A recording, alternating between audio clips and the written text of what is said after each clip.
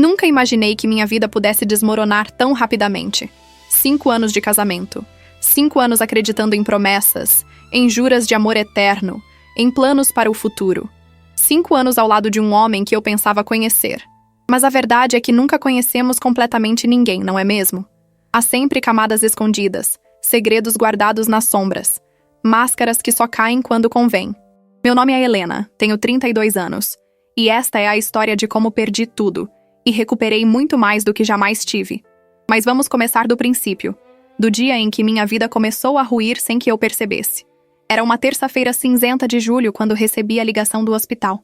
A voz da enfermeira era profissional, mas eu podia sentir a compaixão por trás das palavras cuidadosamente escolhidas. Meu pai havia sofrido um derrame severo. Precisava ir imediatamente. Lembro-me de deixar cair o telefone, minhas mãos tremendo incontrolavelmente. Rafael, meu marido, estava na sala ao lado, trabalhando em seu laptop como sempre. Quando gritei por ele, houve uma demora que, naquele momento, atribuí ao fato de estar concentrado. Hoje sei que era indiferença. Chegamos ao hospital em menos de 20 minutos. Eu dirigia com as mãos suando no volante, ultrapassando sinais amarelos, rezando baixinho para que tudo ficasse bem. Rafael estava ao meu lado, mexendo no celular. Eu estava tão desesperada que nem prestei atenção nisso. Quando finalmente entramos no quarto da UTI, o mundo pareceu parar. Meu pai sempre foi um homem forte, daqueles que pareciam indestrutíveis. Alto, ombros largos, voz firme. Vê-lo naquela cama, conectado a tubos e máquinas, com metade do rosto paralisado, foi como levar um soco no estômago. Minha mãe havia morrido há 10 anos, vítima de câncer. Desde então, éramos só nós dois. Ele era meu porto seguro, meu conselheiro, meu melhor amigo. Segurei sua mão, a única parte dele que ainda parecia a mesma, forte e calejada de anos trabalhando como engenheiro civil. Seus olhos se viraram para mim e vi lágrimas escorrendo. Meu pai nunca chorava. Nem no funeral da minha mãe ele havia derramado uma lágrima em público. Vê-lo assim partiu meu coração em 1000 pedaços. Os médicos foram claros. O prognóstico não era bom. O derrame havia sido extenso, atingindo áreas críticas do cérebro. Mesmo que sobrevivesse, provavelmente ficaria com sequelas graves. Mas havia outra possibilidade, aquela que ninguém queria mencionar abertamente. Ele poderia não resistir. Tinha no máximo algumas semanas. Talvez dias. Passei a viver no hospital. Rafael ia e voltava, sempre com desculpas sobre trabalho, reuniões importantes, prazos que não podiam ser adiados. Eu entendia. Ou melhor, eu pensava que entendia. Ele tinha sua carreira, suas responsabilidades. Não podia simplesmente abandonar tudo. Mas agora, olhando para trás, percebo os sinais que ignorei. As ligações sussurradas nos corredores, as mensagens que ele apagava rapidamente quando eu me aproximava. Os perfumes diferentes que às vezes vinham impregnados em suas roupas. Meu pai não conseguia falar, mas seus olhos diziam tudo. Ele sabia. De alguma forma, ele sabia o que estava acontecendo. Talvez sempre soubesse. Pais têm esse instinto, não é? Eles percebem quando algo está errado com seus filhos, mesmo quando tentamos esconder. Foi no 5º dia de internação que tudo começou a tomar forma. Meu pai havia melhorado ligeiramente, o suficiente para conseguir escrever algumas palavras com a mão esquerda, a única que ainda obedecia seus comandos. Ele pediu papel e caneta, e com letra trêmula escreveu: Advogado, documentos, urgente. Liguei para o Dr. Henrique Monteiro, advogado da família há mais de 20 anos. Ele chegou no dia seguinte, uma pasta de couro gasta debaixo do braço, expressão grave no rosto. Conhecia meu pai desde a faculdade, eram amigos próximos. Ver o estado dele foi um choque até mesmo para alguém acostumado com as tragédias da vida. Eles conversaram em particular, ou melhor, Dr. Henrique falou enquanto meu pai escrevia respostas curtas no papel. Fiquei do lado de fora, na sala de espera, bebendo o 1000º café ruim da máquina automática. Rafael estava comigo dessa vez. Ele havia insistido em vir, dizendo que precisava estar presente nesse momento difícil.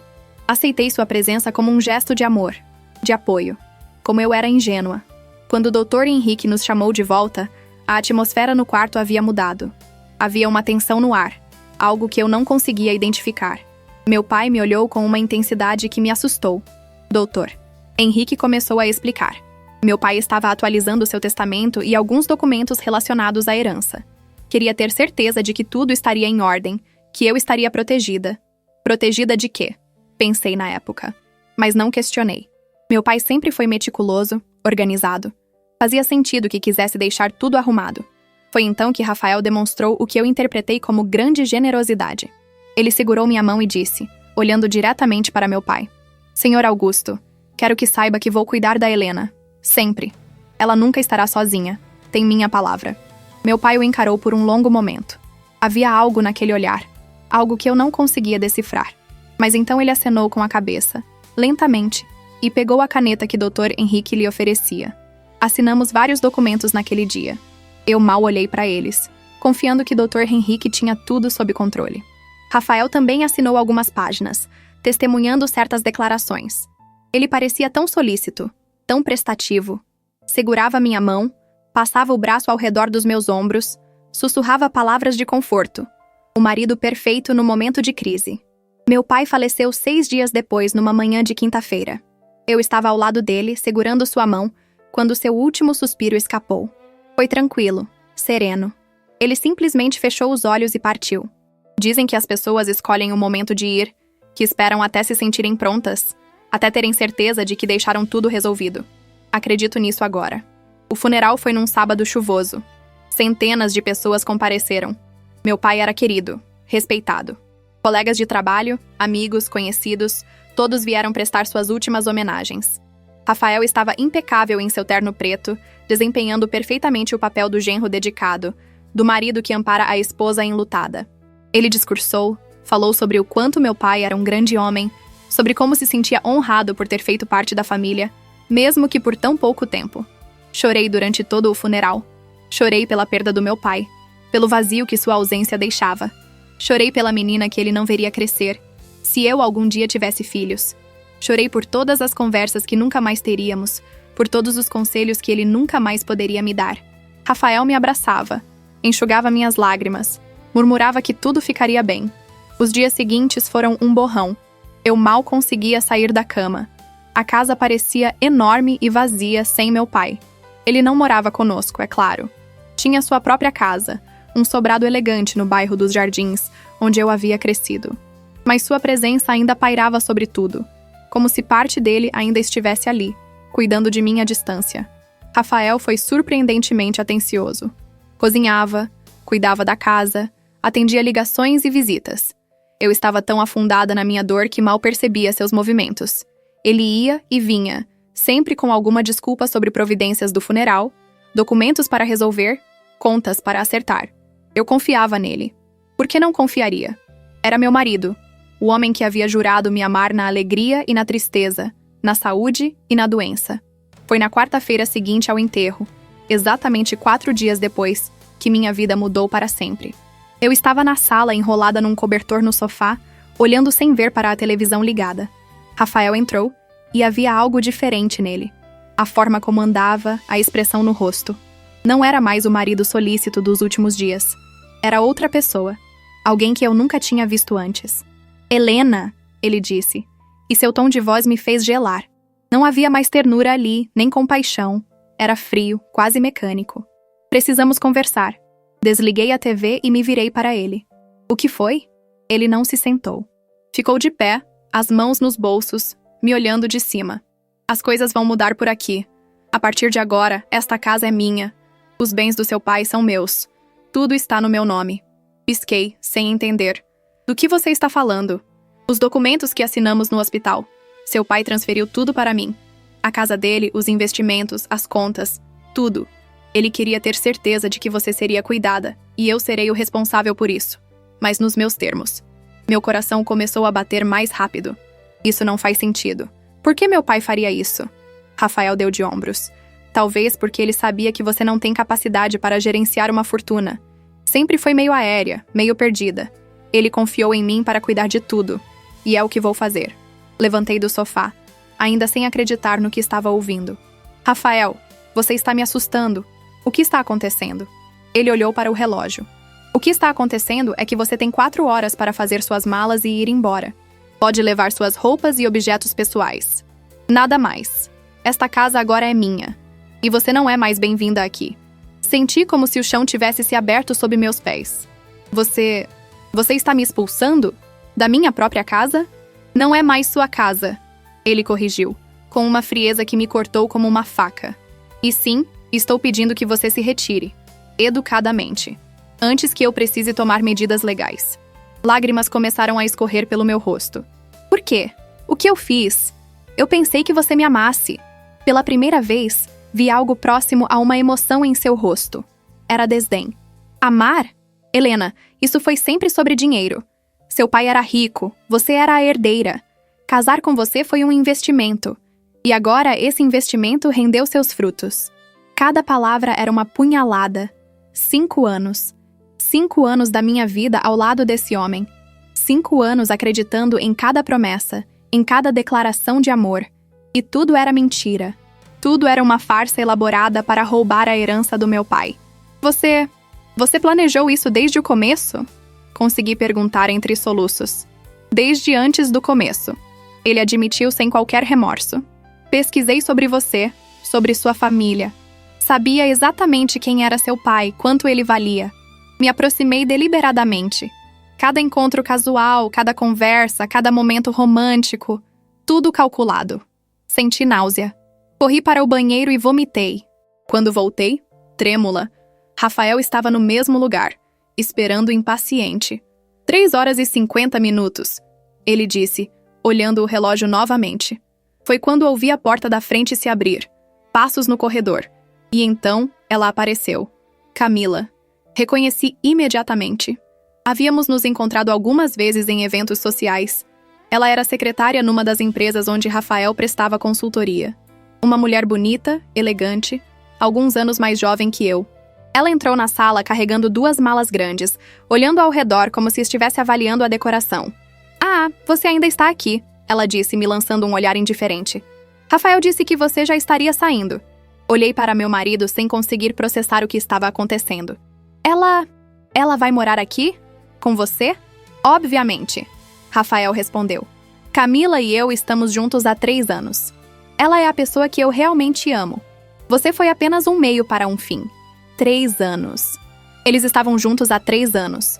Mais da metade do nosso casamento era uma mentira.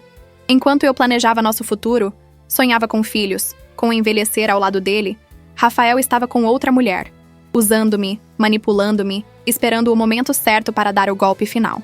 Algo dentro de mim quebrou naquele instante, mas não foi o que eles esperavam. Não fiquei histérica, não gritei, não implorei. Uma calma estranha tomou conta de mim. Como se uma parte de mim, uma parte que eu não sabia que existia, tivesse despertado. Enxuguei as lágrimas e olhei diretamente para Rafael. Então fiz algo que o deixou visivelmente confuso. Sorri. Obrigada, eu disse, minha voz surpreendentemente firme. Obrigada por esses 5 anos juntos. Rafael franziu a testa. Você está bem? Estou ótima, respondi. Na verdade, nunca estive melhor. Vou fazer minhas malas agora. Não precisam se preocupar. Subi as escadas para o quarto que havia sido nosso. Ouvi a Camila comentando sobre mudanças que queria fazer na decoração, sua voz ecoando pela casa. Rafael ainda parecia desconfiado da minha reação, mas não disse nada. Enquanto colocava minhas roupas nas malas, minha mente trabalhava freneticamente. Havia algo errado nessa história toda. Meu pai jamais deixaria tudo nas mãos de Rafael. Ele nunca confiou completamente nele. Eu percebia isso agora. Os olhares, as perguntas sutis, a forma como sempre parecia estar avaliando meu marido. E então me lembrei. Dr. Henrique. A conversa particular no hospital. O olhar intenso do meu pai quando Rafael fez aquela declaração. Meu pai estava tramando algo. Tinha que estar. Terminei de arrumar minhas coisas em menos de 2 horas. Desci com 3 malas, tudo que eu realmente precisava. Rafael e Camila estavam na cozinha, bebendo vinho, rindo de algo. Nem se levantaram para me ajudar. Estou indo, anunciei da porta. Rafael veio até a entrada. Suas chaves, ele exigiu, estendendo a mão. Tirei as chaves da casa do meu chaveiro e as coloquei na palma da mão dele. Nossos olhos se encontraram por um momento. Ele esperava ver derrota, desespero. Mas eu mantive meu sorriso. Até breve, eu disse. Não há razão para voltarmos a nos ver, ele respondeu. Meus advogados entrarão em contato sobre o divórcio. Sugiro que você assine tudo sem complicações. Não vai ganhar nada lutando. Todos os bens estão no meu nome, incluindo esta casa que estava no seu nome antes do casamento. Seu pai foi muito generoso ao transferir tudo. Eu apenas acenei e saí, colocando minhas malas no porta-malas do meu carro.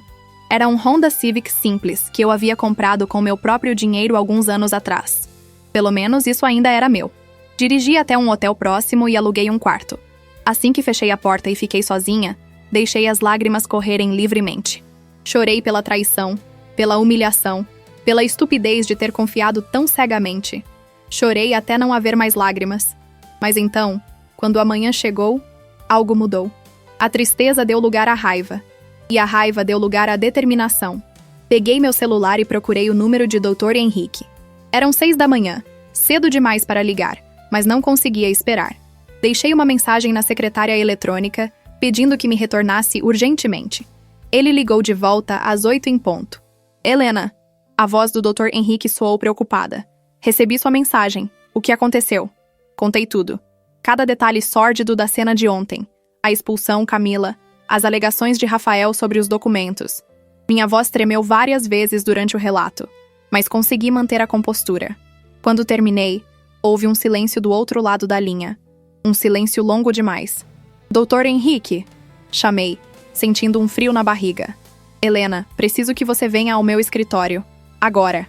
Há coisas que você precisa saber, coisas que seu pai me fez prometer que só revelaria no momento certo. Ele pausou. Acho que esse momento chegou. O escritório do Dr. Henrique ficava no centro, num prédio antigo, mas elegante. Cheguei em menos de meia hora, ainda usando as mesmas roupas do dia anterior, os olhos inchados de tanto chorar. A secretária, Dona Marisa, me cumprimentou com um olhar de pena e me conduziu diretamente para a sala dele. Doutor. Henrique tinha quase 60 anos, cabelos grisalhos penteados para trás, óculos de armação dourada. Parecia cansado, como se não tivesse dormido bem. Ele se levantou quando entrei e me abraçou, um gesto paternal que quase me fez desabar novamente. Sente-se, querida, ele disse, indicando uma poltrona de couro. Preciso lhe contar uma história. Uma história que seu pai me fez jurar manter em segredo até que fosse absolutamente necessário. Sentei, agarrando minha bolsa no colo como se fosse uma tábua de salvação. Dr. Henrique foi até um arquivo trancado. Abriu com uma pequena chave que tirou do bolso e retirou uma pasta grossa. Voltou para sua mesa e a colocou entre nós. Seu pai? Começou. Sempre foi um homem extremamente inteligente e cauteloso. Quando você anunciou seu noivado com Rafael, ele ficou feliz por você, mas também desconfiado. Desconfiado? Repeti. Sim. Augusto sempre teve um sexto sentido para pessoas desonestas. Vem dos anos trabalhando em grandes obras, lidando com todo tipo de gente. Ele pediu que eu investigasse Rafael discretamente. Meu coração disparou. E o que você descobriu? Inicialmente, nada concreto. Rafael parecia limpo. Bom currículo, sem dívidas significativas, sem processos judiciais. Mas havia algo inconsistente. Ele apareceu na vida de vocês de forma muito conveniente. Sempre no lugar certo, na hora certa. Seu pai não gostou disso. Dr. Henrique abriu a pasta e começou a mostrar documentos. Continuei investigando, mesmo depois do casamento. E então, há cerca de 2 anos, descobri sobre Camila. Senti como se tivesse levado um tapa. Você sabia? Meu pai sabia? Sabíamos. Há 2 anos. Ele me olhou com compaixão. Augusto queria te contar, mas eu o aconselhei contra. Você amava Rafael, estava feliz. Não tínhamos provas suficientes de que ele estava planejando algo além do caso extraconjugal. Seu pai decidiu esperar, observar. Mas por quê? Por que deixar que eu continuasse vivendo aquela mentira? Porque seu pai estava montando uma armadilha. Dr. Henrique respondeu calmamente. Uma armadilha perfeita. Ele sabia que Rafael estava atrás do dinheiro e decidiu deixá-lo pensar que estava vencendo. Ele puxou outro conjunto de documentos. Quando seu pai teve o derrame, eu achei que tudo estava perdido. Mas Augusto, mesmo naquele estado, tinha um plano. Você se lembra dos documentos que foram assinados no hospital? Vagamente, eu estava tão perturbada. Pois bem, Rafael assinou como testemunha em vários deles. Mas havia outros documentos. Documentos que você e ele não viram. Documentos que seu pai assinou em particular comigo. Dr. Henrique sorriu pela primeira vez. E tem mais. Você conhece Lucas? Franzi a testa. Lucas? Meu primo Lucas? Exatamente. Lucas é tabelião, e foi ele quem autenticou todos os documentos naquele dia. A ficha começou a cair. O notário era meu primo. Sim, e 2 dias antes de seu pai falecer, Quando Rafael não estava presente, Augusto pediu que eu voltasse ao hospital com Lucas. Nós refizemos todos os documentos, os reais, e neles, Dr. Henrique girou a pasta para que eu pudesse ver. Tudo, absolutamente tudo, está em seu nome, Helena. A casa dos jardins, os investimentos, as contas bancárias, as ações. Tudo. Peguei os documentos com mãos trêmulas. Estava tudo ali, em preto e branco, com a assinatura do meu pai, a autenticação do Lucas, testemunhas que eu reconhecia como amigos íntimos da família. Tudo datado de 2 dias antes da morte dele. Mas... e os documentos que Rafael assinou? Os que ele disse que transferiam tudo para ele? Dr. Henrique riu, um som amargo. Aqueles documentos eram falsos. Bem, não exatamente falsos. Eram documentos reais, mas sem qualquer valor legal. Seu pai os preparou especificamente para enganar Rafael.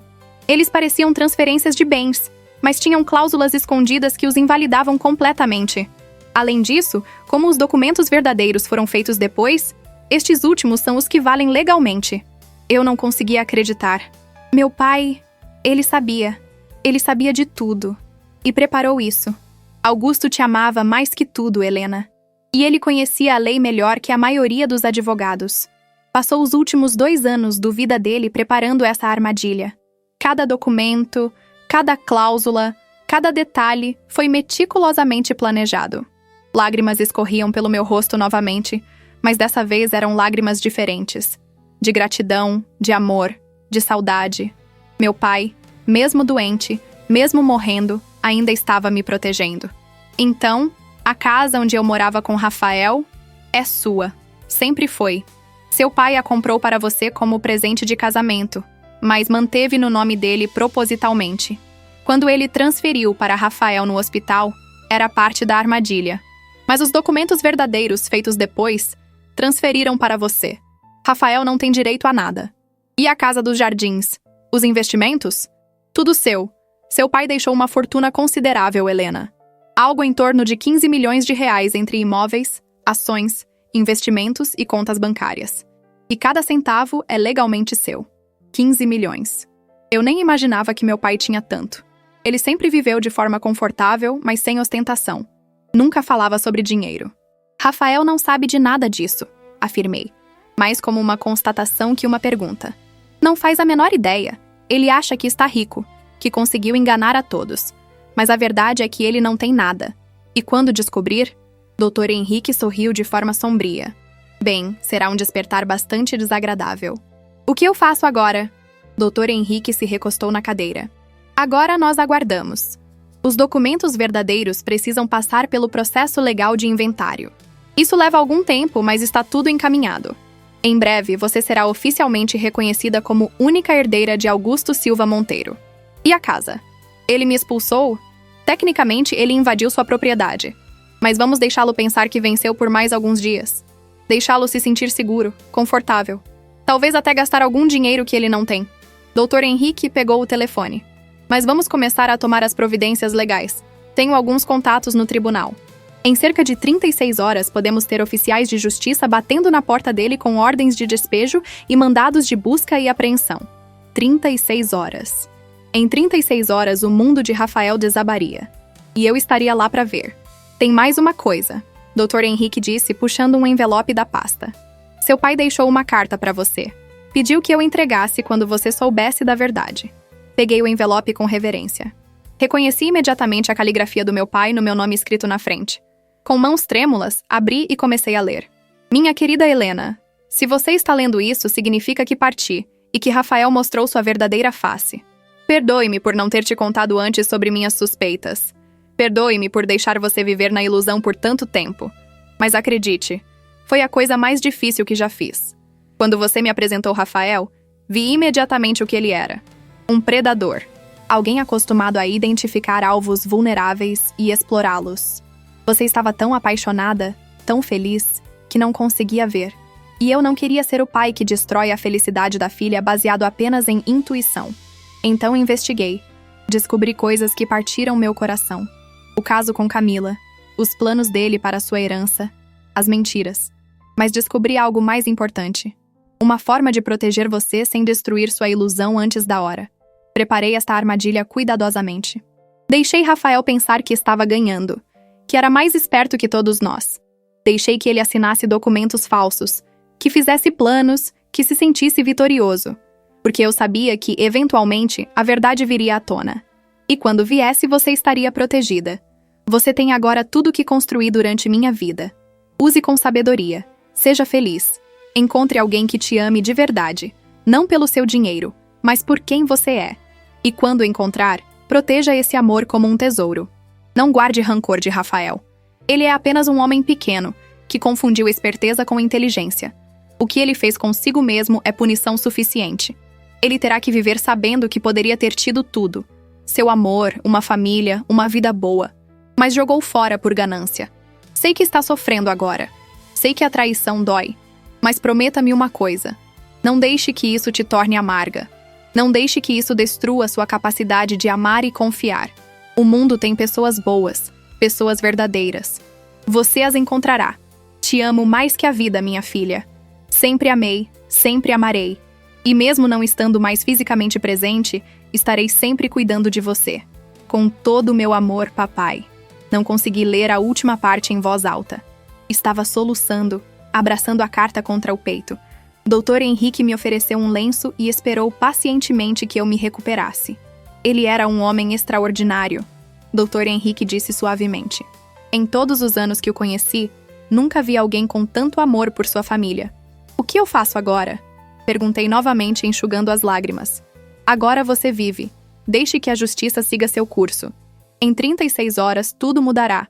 Mas até lá, descanse. Cuide de si mesma. Você passou por um trauma enorme. Saí do escritório com a pasta de documentos, a carta do meu pai e um senso de propósito que não sentia há dias. O luto ainda estava lá. A dor da perda ainda era real. Mas havia também esperança. E uma sede por justiça. Voltei ao hotel e, pela primeira vez em dias, tomei um banho longo, troquei de roupa, comi uma refeição decente. Então me sentei na cama e reli a carta do meu pai várias vezes, memorizando cada palavra. Peguei meu celular. Tinha várias mensagens.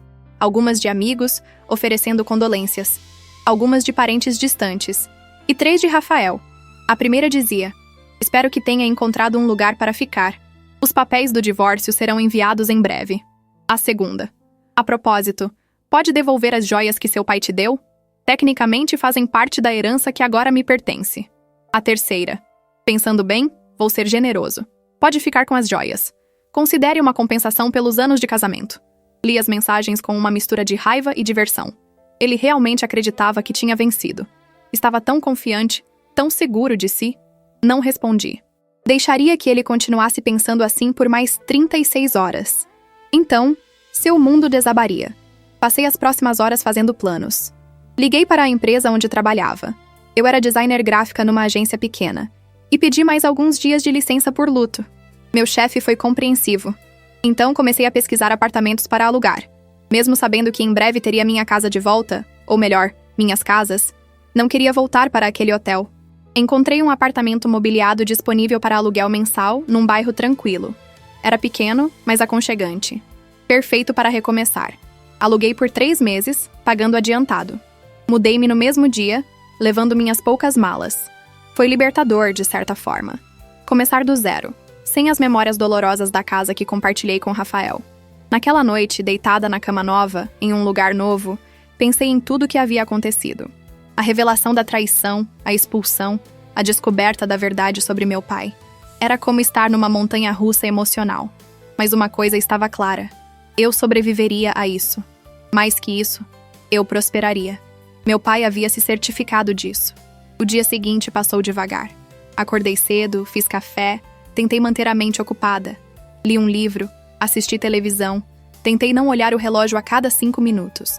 Mas era impossível não pensar no que estava por vir. Doutor, Henrique me ligou no final da tarde. Tudo certo para amanhã. Os oficiais de justiça irão à casa às 10 da manhã. Você quer estar lá? Pensei por um momento. Parte de mim queria estar longe, queria evitar o confronto. Mas outra parte, uma parte que estava crescendo dentro de mim, queria ver. Queria olhar nos olhos de Rafael quando ele percebesse que tinha perdido tudo. Sim, respondi. Eu quero estar lá. Então nos encontramos lá às 10. E Helena? Prepare-se. Pode ficar feio. Estou preparada, eu disse. E percebi que era verdade. Não dormi bem naquela noite. Fiquei me virando na cama, ensaiando o que diria, como reagiria, mas no fundo, sabia que nada que eu planejasse importaria. O momento teria vida própria. Acordei às 6 da manhã, muito antes do necessário. Tomei um banho longo, escolhi minha roupa cuidadosamente. Um vestido simples, mas elegante, azul marinho, sapatos baixos confortáveis. Queria parecer forte, confiante. Não a mulher destruída que Rafael havia expulsado dias atrás.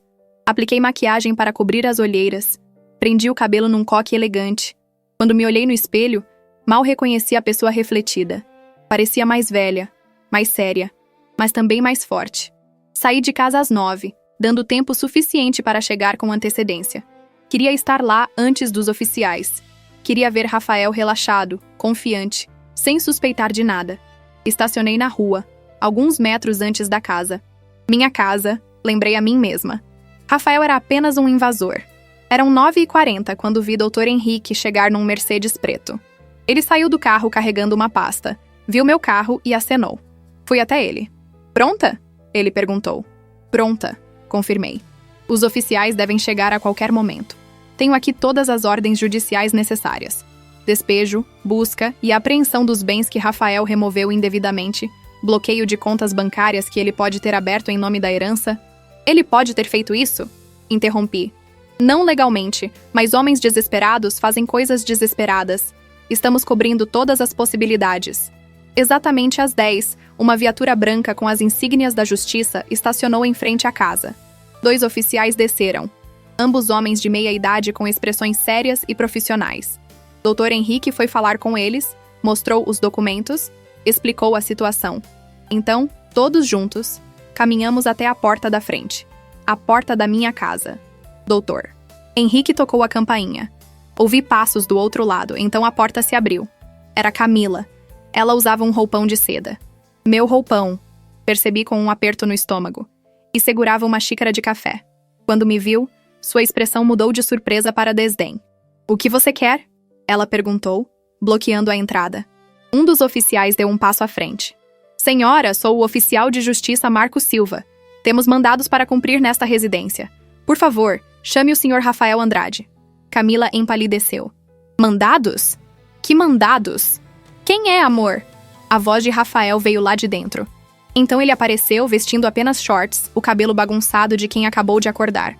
Quando me viu, parou no meio do corredor. Você, ele disse, e havia raiva na voz. O que está fazendo aqui? Eu disse que não era bem-vinda. O oficial Silva deu outro passo. Senhor Rafael Andrade? Sim, sou eu. O que vocês querem? Senhor, tenho aqui um mandado de despejo. Esta propriedade pertence legalmente à senhora Helena Silva Monteiro, aqui presente. O senhor tem 1 hora para recolher seus pertences pessoais e desocupar o imóvel. O silêncio que se seguiu foi absoluto. Rafael olhou para o oficial, depois para mim, depois para Dr. Henrique. Sua pele foi perdendo a cor gradualmente. Isso é um erro, ele gaguejou. Esta casa é minha. Tenho os documentos. O pai dela transferiu tudo para mim. Doutor. Henrique deu um passo à frente. Sua voz calma, mas firme. Os documentos que você tem, Sr. Andrade, são inválidos. O verdadeiro testamento e os verdadeiros documentos de transferência de bens foram executados 2 dias antes da morte do Sr. Augusto Silva Monteiro, invalidando qualquer documento anterior. Rafael ficou pálido como um fantasma. Isso é impossível. Ele estava morrendo. Não podia assinar nada. Estava lúcido o suficiente, Dr. Henrique retrucou, e tomou todas as precauções legais necessárias. Os documentos foram autenticados, testemunhados e registrados adequadamente. Tudo conforme a lei. Mas ele me disse... Rafael estava visivelmente em pânico agora. Ele disse que queria que eu cuidasse dela. Que tudo seria meu. Ele disse que você cuidaria dela. Corrigi, falando pela primeira vez. Minha voz saiu mais firme do que eu esperava. E você prometeu. Na frente dele, você prometeu. Mal ele foi enterrado, você me jogou na rua. Camila agarrou o braço de Rafael. Amor, o que está acontecendo? Você disse que tínhamos herdado tudo. Rafael a empurrou para o lado, seus olhos fixos em mim. Você sabia, ele acusou. Desde o começo você sabia. Não, respondi honestamente. Eu não sabia de nada até ontem. Passei 4 dias pensando que tinha perdido tudo. 4 dias acreditando que meu marido havia me traído, roubado e abandonado. Dei um passo em direção a ele. Mas meu pai sabia. Ele sempre soube quem você realmente era. O oficial Silva interrompeu. Senhores, precisamos prosseguir. Senhor Andrade, o senhor tem 1 hora para recolher seus pertences pessoais. Apenas roupas e objetos que comprovadamente lhe pertençam. Tudo mais permanece na propriedade. Eu vou processar. Rafael explodiu. Vou provar que esses documentos são falsos, que houve coação, manipulação. Fique à vontade, Dr. Henrique disse calmamente. Mas devo avisá-lo que temos toda a documentação médica provando que o Sr. Augusto estava em plenas condições mentais quando assinou os documentos verdadeiros. Temos testemunhas idôneas, incluindo o médico responsável e o tabelião que autenticou tudo. E temos... Ele pausou para efeito. Gravações de vídeo de todo o processo. Isso era novidade para mim. Olhei para Dr. Henrique surpresa. Seu pai? Ele me explicou. Insistiu que tudo fosse filmado. Queria garantir que não houvesse dúvidas sobre sua lucidez ou vontade. As gravações estão guardadas em cofre, em 3 cópias, em locais diferentes. Rafael parecia um animal acuado. Seus olhos pulavam de uma pessoa para outra, procurando uma saída que não existia. Vocês não podem fazer isso comigo, ele disse, mas sua voz havia perdido toda a força. Eu tenho direitos. Fui casado com ela por 5 anos. E será devidamente compensado na divisão de bens do divórcio, Dr. Henrique informou. 50% de tudo que foi adquirido durante o casamento, que segundo nossos registros equivale a aproximadamente nada. Todos os bens em nome do casal foram comprados com dinheiro do Sr. Augusto, o que os exclui da divisão matrimonial. Camila começou a chorar. Rafael, você prometeu... Você disse que seríamos ricos. Cala a boca! Ele gritou com ela, então se voltou para mim. Você é uma vaca manipuladora. Usou seu pai para nos enganar. O oficial Silva deu um passo à frente. Senhor, vou pedir que mantenha a civilidade. Qualquer agressão verbal ou física será registrada e pode resultar em sua detenção. Rafael respirou fundo, claramente tentando se controlar. Quanto tempo eu tenho? 1 hora, o oficial repetiu. Sugiro que comece agora. Observei Rafael subir as escadas pesadamente, Camila atrás dele ainda chorando. Podia ouvir vozes abafadas, uma discussão. Camila acusando, Rafael se defendendo. Era quase patético. Doutor. Henrique tocou meu braço suavemente. Você está bem? Estou, respondi. E percebi que era verdade. Não sentia raiva, nem satisfação mesquinha. Apenas um vazio estranho onde o amor por Rafael costumava estar. É estranho. Passei 5 anos com esse homem. Achei que o conhecia. Mas olhando para ele agora, é como olhar para um estranho. É porque você finalmente está vendo quem ele realmente é, Dr. Henrique disse. Sem as máscaras, sem a performance. Os 40 minutos seguintes foram bizarros. Rafael e Camila desceram e subiram várias vezes, carregando malas e caixas. Camila tentou levar algumas coisas da casa. Toalhas, utensílios de cozinha, mas o segundo oficial a impediu, explicando pacientemente que nada além de pertences pessoais podia sair. Em determinado momento, Rafael tentou argumentar que alguns móveis eram dele. Essa TV de 60 polegadas eu comprei. Ele insistiu. Com que dinheiro? Perguntei. Era a primeira vez que falava diretamente com ele desde o início. Ele me encarou. Com o meu dinheiro. Quer dizer, com o dinheiro da sua consultoria? A consultoria que só conseguiu clientes porque era casado comigo? Porque meu pai te indicou para meia cidade? Dei um passo em direção a ele. Cada centavo que você ganhou nos últimos 5 anos foi por causa do sobrenome Silva. E você sabe disso. Ele abriu a boca para responder, mas fechou novamente. Porque era verdade. Sua pequena empresa de consultoria só tinha decolado depois do casamento, quando meu pai começou a apresentá-lo para seus contatos, a recomendar seus serviços. A TV fica, o oficial Silva decretou. A menos que o senhor tenha a nota fiscal em seu nome. Rafael não tinha, é claro. Quando a hora terminou, Rafael e Camila estavam na calçada com 5 malas grandes e várias caixas. Rafael tentou uma última cartada. E onde você espera que eu vá? Ele perguntou, tentando parecer indignado. Vou ficar na rua? Você tem família, respondi. Pais, irmãos, tenho certeza de que o acolherão. Ou talvez Camila tenha um apartamento onde vocês possam ficar. Olhei para ela. Você tem, não tem? Camila desviou o olhar. Rafael a encarou. Você tem um apartamento? É pequeno, ela murmurou. Só 1 quarto. E você não me contou? Rafael explodiu. Você disse que viríamos morar aqui. Ela retrucou. Que teríamos a casa grande, dinheiro, tudo. Observá-los brigando na calçada teria sido cômico se não fosse tão triste. 5 anos da minha vida. 5 anos desperdiçados com esse homem. O oficial Silva me entregou as chaves da casa. Minhas chaves. A propriedade está oficialmente sob sua posse, senhora. Recomendo que troque as fechaduras o mais rápido possível. Farei isso, prometi. Rafael deu um último olhar para a casa, para mim. Você vai se arrepender disso, ele disse, mas sem convicção. Não, respondi.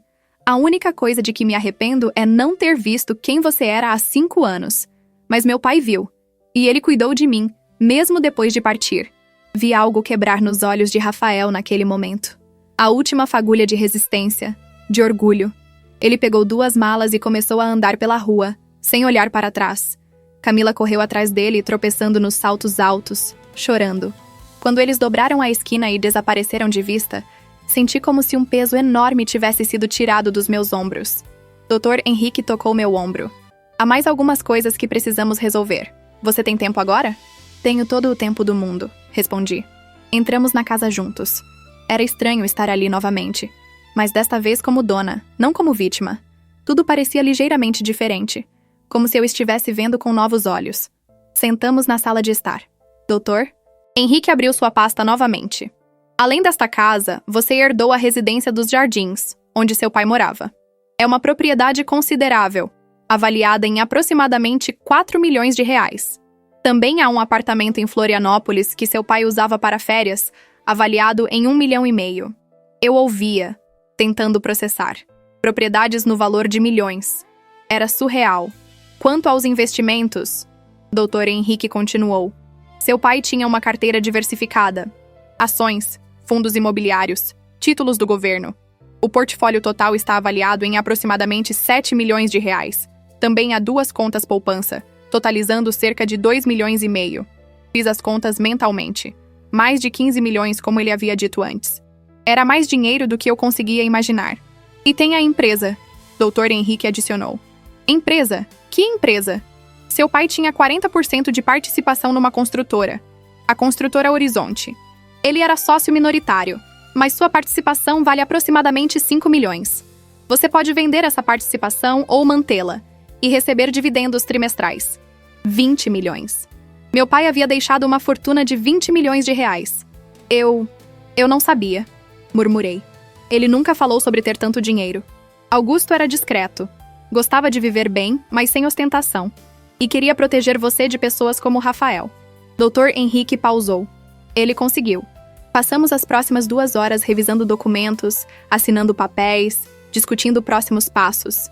Havia tanto para processar, tantas decisões a tomar. Quanto ao divórcio, Dr. Henrique disse, sugiro que iniciemos o processo imediatamente. Dado o comportamento de Rafael, não deve haver contestação significativa. Ele vai tentar conseguir alguma coisa, afirmei. Provavelmente. Mas não tem base legal. Todos os bens foram herdados após o casamento, não durante. E temos documentação extensa de sua infidelidade, o que em muitos casos anula qualquer direito à pensão ou divisão de bens. Suspirei. Eu só quero isso acabado. Quero seguir em frente. E seguirá, Dr. Henrique garantiu. Mas primeiro, vamos garantir que você esteja completamente protegida. Quando ele finalmente foi embora, já passava das 3 da tarde. Fiquei sozinha na casa, andando de cômodo em cômodo. Havia sinais da presença de Camila por toda parte. Revistas de moda na mesa de centro, um batom esquecido no banheiro, roupas dela misturadas com as de Rafael no closet. Peguei uma sacola de lixo grande e comecei a juntar tudo. Cada item de Camila, cada rastro de Rafael. Roupas que ele havia deixado, produtos de higiene, papéis, tudo. Quando terminei, tinha 3 sacolas cheias. Liguei para um chaveiro e pedi que viesse trocar todas as fechaduras. Ele chegou em menos de 1 hora e, por um preço generoso, trocou não apenas a fechadura da porta da frente, mas também da porta dos fundos e da garagem. Então liguei para uma empresa de limpeza. Queria cada centímetro da casa limpo, cada traço da presença deles removido. A equipe chegou no dia seguinte cedo e trabalhou o dia inteiro. Quando terminaram, a casa brilhava, mas ainda não parecia minha. Havia memórias demais, fantasmas demais. Passei os dias seguintes organizando minha vida. Conversei com o gerente do banco sobre minhas novas contas, conheci o contador que cuidava das finanças do meu pai, visitei a casa dos Jardins pela primeira vez em meses. A casa onde cresci estava exatamente como meu pai a deixou. Seus livros na estante, suas canetas sobre a escrivaninha, até uma xícara de café esquecida na pia da cozinha. Foi como receber um soco no estômago. Sentei no sofá da sala e chorei. Chorei por tudo que havia perdido, por tudo que nunca teria novamente. Chorei até não haver mais lágrimas. Foi naquela casa, cercada pelas memórias do meu pai, que finalmente comecei a processar tudo o que havia acontecido. A traição, a manipulação, a perda, mas também o amor do meu pai, sua sabedoria, sua proteção que se estendia além da morte. Encontrei álbuns de fotos num armário. Fotos da minha infância, da minha mãe, de momentos felizes que pareciam pertencer a outra vida. Havia também fotos do meu casamento. Eu e Rafael sorrindo, parecendo tão felizes, tão apaixonados. Olhei para aquelas fotos e tentei encontrar sinais, pistas do que estava por vir, mas não havia nada. Rafael era um ator convincente. Ou talvez eu simplesmente não quisesse ver. Encontrei também um diário do meu pai. Não sabia que ele mantinha um. As últimas entradas eram de poucos dias antes do derrame. Helena está feliz com Rafael, mas minha intuição me diz que algo está errado. Henrique confirmou minhas suspeitas hoje. Há uma amante. Quero contar para ela. Mas como destruir a felicidade da minha filha baseado em suspeitas? Decidi esperar, observar, protegê-la da única forma que sei, garantindo que ela nunca fique desamparada, não importa o que aconteça. Mais adiante, os documentos estão prontos. Se Rafael é quem penso que é, ele mostrará sua verdadeira face quando eu partir. E quando isso acontecer, Helena estará protegida. Odeio ter que fazer isso. Odeio que ela precise passar por essa dor. Mas às vezes é preciso cair para aprender a levantar mais forte. E na última entrada, tive o derrame. Sei que não tenho muito tempo, mas consegui executar o plano final. Helena ficará bem. Ela é forte, mais forte do que imagina. Só precisa descobrir isso sozinha. Fechei o diário segurando-o contra o peito. Obrigada, pai. Sussurrei para o vazio. Obrigada por nunca desistir de mim. Uma semana se passou. Depois 2. A vida começou a ganhar uma nova rotina. Voltei ao trabalho, enfrentei as perguntas curiosas dos colegas com respostas vagas. Estamos nos divorciando, preferindo não entrar em detalhes. Recebi os papéis do divórcio. Rafael não contestou. Como poderia? Ele não tinha argumentos, não tinha base legal. Assinou tudo sem reclamar, provavelmente apenas querendo acabar com aquilo o mais rápido possível. Doutor, Henrique me informou que Rafael havia tentado iniciar um processo alegando que os documentos eram fraudulentos, mas o juiz rejeitou a petição imediatamente após revisar as evidências. As gravações em vídeo foram particularmente convincentes. Ouvi rumores através de conhecidos em comum. Rafael e Camila tinham terminado. Ela o havia deixado quando percebeu que não havia dinheiro, que tudo era uma ilusão. Ele estava morando com os pais, trabalhando num emprego comum, tendo perdido todos os clientes da consultoria quando a verdade veio à tona. Parte de mim sentia pena, mas era uma parte muito pequena. Comecei a fazer terapia. Precisava processar tudo o que havia acontecido, a traição, o luto, a súbita riqueza. Minha terapeuta, a doutora Mariana, era paciente e perspicaz. Você passou por múltiplos traumas em sequência, ela explicou numa sessão. A doença do seu pai, a traição, a expulsão de casa, a morte dele, a reviravolta com a herança, é muito para processar. Eu me sinto entorpecida, admiti, como se estivesse vendo tudo através de um vidro. É uma resposta natural. Seu cérebro está te protegendo de sentir tudo de uma vez. Mas eventualmente você precisará processar essas emoções. E eu estarei aqui para ajudar. As sessões se tornaram meu refúgio. Um espaço seguro onde podia falar sobre tudo. A raiva que sentia de Rafael, a culpa por não ter visto os sinais, a saudade esmagadora do meu pai, o medo do futuro. O que eu faço agora? Perguntei numa sessão, 3 meses após tudo ter acontecido. Tenho dinheiro, tenho liberdade, tenho tempo. Mas não sei o que fazer com tudo isso. O que você quer fazer? Doutora Mariana retrucou. Pensei por um longo momento. Quero viajar. Nunca viajei muito. Rafael sempre tinha desculpas. Trabalho, compromissos, falta de tempo. Mas agora percebo que ele apenas não queria gastar dinheiro em mim. Então viaje, ela disse simplesmente. Quero aprender coisas novas. Sempre quis fazer um curso de fotografia, aprender a tocar piano, estudar história da arte. Então aprenda. Quero ajudar pessoas. Meu pai construiu uma fortuna, e agora ela é minha. Quero fazer algo significativo com ela. Então faça. Era tão simples, tão óbvio. Mas tinha levado meses para eu perceber. Comecei a colocar planos em ação. Matriculei-me num curso intensivo de fotografia. Era algo que sempre me interessou, mas nunca havia tido tempo de explorar. Descobri que tinha jeito, um olho natural para composição e luz. Comprei um piano e contratei um professor. As aulas eram às terças e quintas, e rapidamente se tornaram meus momentos favoritos da semana. Havia algo meditativo em aprender uma nova habilidade, em começar do zero. E comecei a pesquisar sobre filantropia. Meu pai havia doado discretamente para várias causas ao longo dos anos, descobri. Orfanatos, abrigos, programas educacionais. Decidi continuar esse legado, mas de forma mais ativa. Criei uma fundação em nome do meu pai. A Fundação Augusto Silva, dedicada a fornecer bolsas de estudo para jovens de baixa renda que queriam estudar engenharia. Era uma forma de honrar meu pai e sua paixão pela profissão. A primeira reunião do conselho da fundação foi emocionante e aterrorizante ao mesmo tempo. Eu havia recrutado o Dr. Henrique, minha terapeuta doutora Mariana, 2 professores de engenharia da Universidade Federal, e Lucas, meu primo que havia autenticado os documentos do meu pai. Precisávamos de pessoas de confiança, pessoas que compartilhassem a visão. A ideia, expliquei, minha voz tremendo ligeiramente, é oferecer não apenas bolsas de estudo, mas um programa completo de mentoria.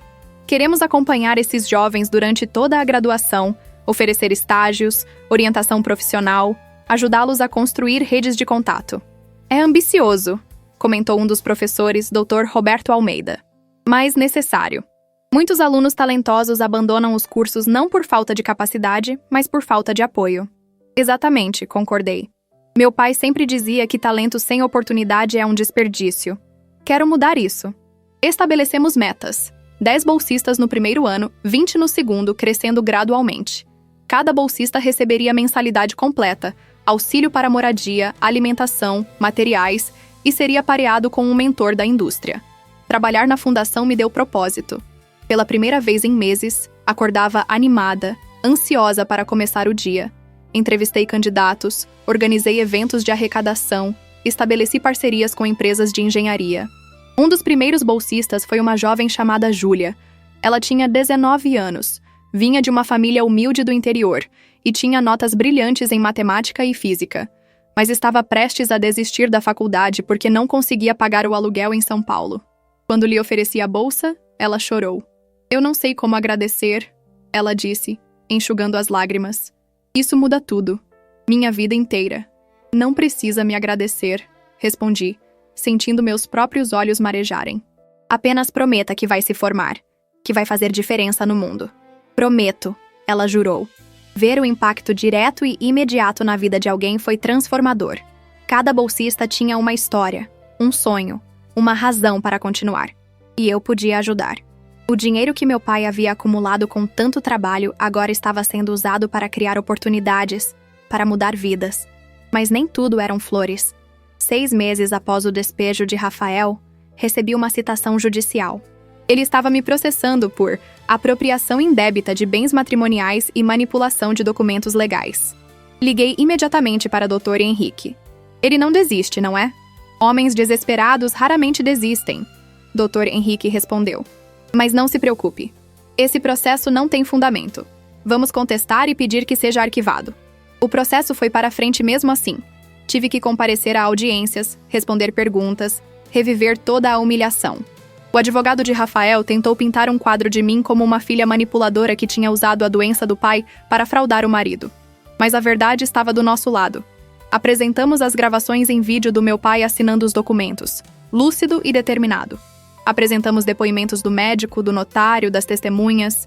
Apresentamos evidências da infidelidade de Rafael, da forma como ele havia me expulsado de casa. O juiz não teve dúvidas. Processo arquivado por falta de fundamentação. O réu deverá pagar as custas processuais e honorários advocatícios da parte autora. Rafael teve que pagar R$20 mil pelos custos do processo dele que não tinha chance de vencer. Dinheiro que, aparentemente, ele não tinha. Soube através de conhecidos que ele havia pedido emprestado aos pais para pagar, que estava morando num apartamento minúsculo, trabalhando num emprego que pagava uma fração do que ele costumava ganhar, que Camila havia começado a namorar outro homem, alguém com dinheiro de verdade dessa vez. Eu deveria sentir satisfação, mas tudo o que sentia era vazio. Ele havia perdido tudo por ganância e agora pagava o preço. Mas eu também havia perdido. 5 anos da minha vida, a inocência, a capacidade de confiar facilmente. Você está processando as emoções? Doutora Mariana perguntou numa sessão. Estou tentando, admiti. Mas ainda me sinto presa. Como se parte de mim ainda estivesse naquele dia, vendo ele me expulsar de casa. Você passou por um trauma. Traumas não se curam da noite para o dia, mas você está fazendo progresso. A fundação, os cursos, a terapia, tudo isso é parte da sua jornada de cura. Decidi que precisava de mudança de ares. Literalmente. Vendi a casa onde havia morado com Rafael. Não conseguia mais estar ali sem lembrar de tudo o que tinha acontecido. O dinheiro da venda foi direto para a fundação. Mudei-me para a casa dos jardins, para a casa onde havia crescido. Foi estranho no começo, estar de volta aos lugares da minha infância. Meu quarto ainda tinha pôsteres das minhas bandas favoritas da adolescência. O jardim onde minha mãe cultivava rosas ainda florescia, embora selvagem e descuidado após anos de negligência. Contratei uma equipe para restaurar o jardim. Queria honrar a memória da minha mãe, trazer de volta a beleza que ela havia criado. Quando as primeiras rosas floresceram novamente, sentei no banco de madeira onde costumávamos conversar e chorei lágrimas que eram parte tristeza, parte alegria. Também comecei a viajar. Primeiro, destinos nacionais. Conheci o Nordeste, a Amazônia, o Sul. Depois me aventurei internacionalmente. Paris, Roma, Tóquio, Nova York. Cada viagem era uma aventura, uma oportunidade de me descobrir novamente. Em Barcelona, num café pequeno perto da Sagrada Família, conheci uma mulher chamada Sofia. Ela era argentina. Estava viajando sozinha como eu. E compartilhávamos uma mesa porque o café estava lotado. Conversamos por horas. Ela me contou sobre seu divórcio recente, sobre como havia descoberto que seu marido a traía há anos. Nossa história era diferente nos detalhes, mas semelhante na essência. Mulheres traídas, reconstruindo suas vidas. O pior, ela disse, bebericando seu café, não é nem a traição em si. É perceber que você viveu uma mentira. Que as memórias que você achava que eram reais eram apenas encenações. Exatamente, concordei. Eu olho para fotos do meu casamento e não reconheço aquela mulher. Ela parece tão ingênua, tão confiante. Mas você não era ingênua, Sofia disse firmemente. Você era humana. Confiou porque é assim que relacionamentos deveriam funcionar. A falha não foi sua, foi dele. Essas palavras ficaram comigo. A falha não foi minha. Eu havia passado tanto tempo me culpando, me perguntando o que poderia ter feito diferente, como não tinha visto os sinais. Mas a verdade era simples. Rafael era um mentiroso talentoso, e nenhuma quantidade de vigilância da minha parte teria mudado quem ele era. Sofia e eu nos tornamos amigas. Trocávamos mensagens regularmente, compartilhávamos experiências de nossas viagens, nossas vidas. Era reconfortante ter alguém que entendia, que havia passado por algo semelhante. 1 ano se passou desde aquele dia fatídico. 1 ano desde que os oficiais de justiça haviam batido à porta. Eu estava irreconhecivelmente diferente da mulher que era. Fisicamente havia mudado. Deixei meu cabelo crescer, parei de tingir as mechas loiras que Rafael gostava. Voltei à minha cor natural, um castanho escuro que combinava com meus olhos.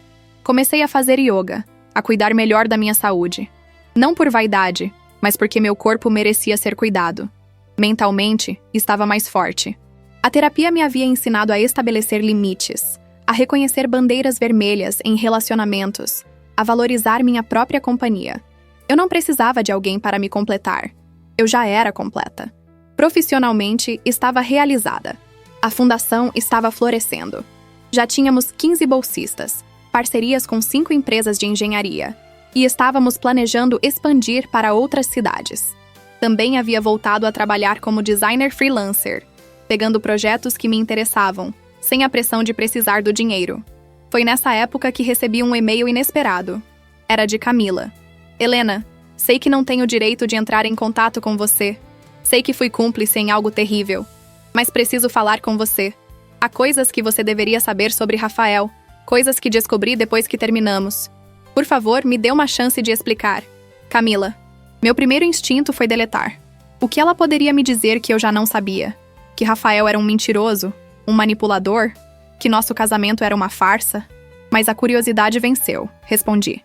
Café no shopping Iguatemi, amanhã às 3. Você tem meia hora. Ela chegou 10 minutos adiantada. Eu a observei da minha mesa, analisando. Camila parecia diferente. Mais magra, com olheiras profundas, Roupa simples, em vez do estilo elegante que costumava exibir. Ela me viu e caminhou até a mesa hesitante. Obrigada por concordar em me encontrar, ela disse sentando-se. Você tem meia hora, repeti. Comece a falar. Ela respirou fundo. Eu sei que não há desculpa para o que fiz. Ajudei Rafael a te trair, a te enganar, mas eu estava sendo enganada também. Ergui uma sobrancelha. Como assim? Rafael me disse que você era uma esposa terrível, que o casamento estava acabado há anos, que vocês só continuavam juntos por conveniência. Ele disse que estava esperando o momento certo para pedir o divórcio, que só precisava garantir sua estabilidade financeira primeiro. Camila olhou para suas mãos. Eu acreditei. Eu queria acreditar. E então? Então, depois de tudo desmoronar, depois que descobrimos que ele não tinha herdado nada, eu comecei a questionar. Comecei a ver inconsistências nas histórias dele. Então investiguei. Ela puxou uma pasta da bolsa. Descobri que eu não era a primeira. Antes de mim, houve outra mulher. E antes dela, outra. Rafael tem um padrão. Ele procura mulheres com dinheiro ou com pais ricos, conquista a confiança e então tenta roubar o máximo que pode. Peguei a pasta folheando os documentos. Havia impressões de conversas, fotos, recibos. Camila havia feito um trabalho de investigação digno de um detetive particular. Há 5 anos, ela continuou. Ele estava noivo de uma herdeira no Rio de Janeiro. Mesma história. Se aproximou dela, ganhou a confiança da família, tentou manipular a herança. Mas o pai dela descobriu a tempo e o expulsou. Depois disso, ele mudou para São Paulo e encontrou você. Senti náusea. Então eu era apenas a próxima marca? Você era o alvo perfeito. Filha única, pai rico, romântica o suficiente para não suspeitar. Ele pesquisou sobre você por meses antes de esbarrar naquele café. Planejou cada detalhe.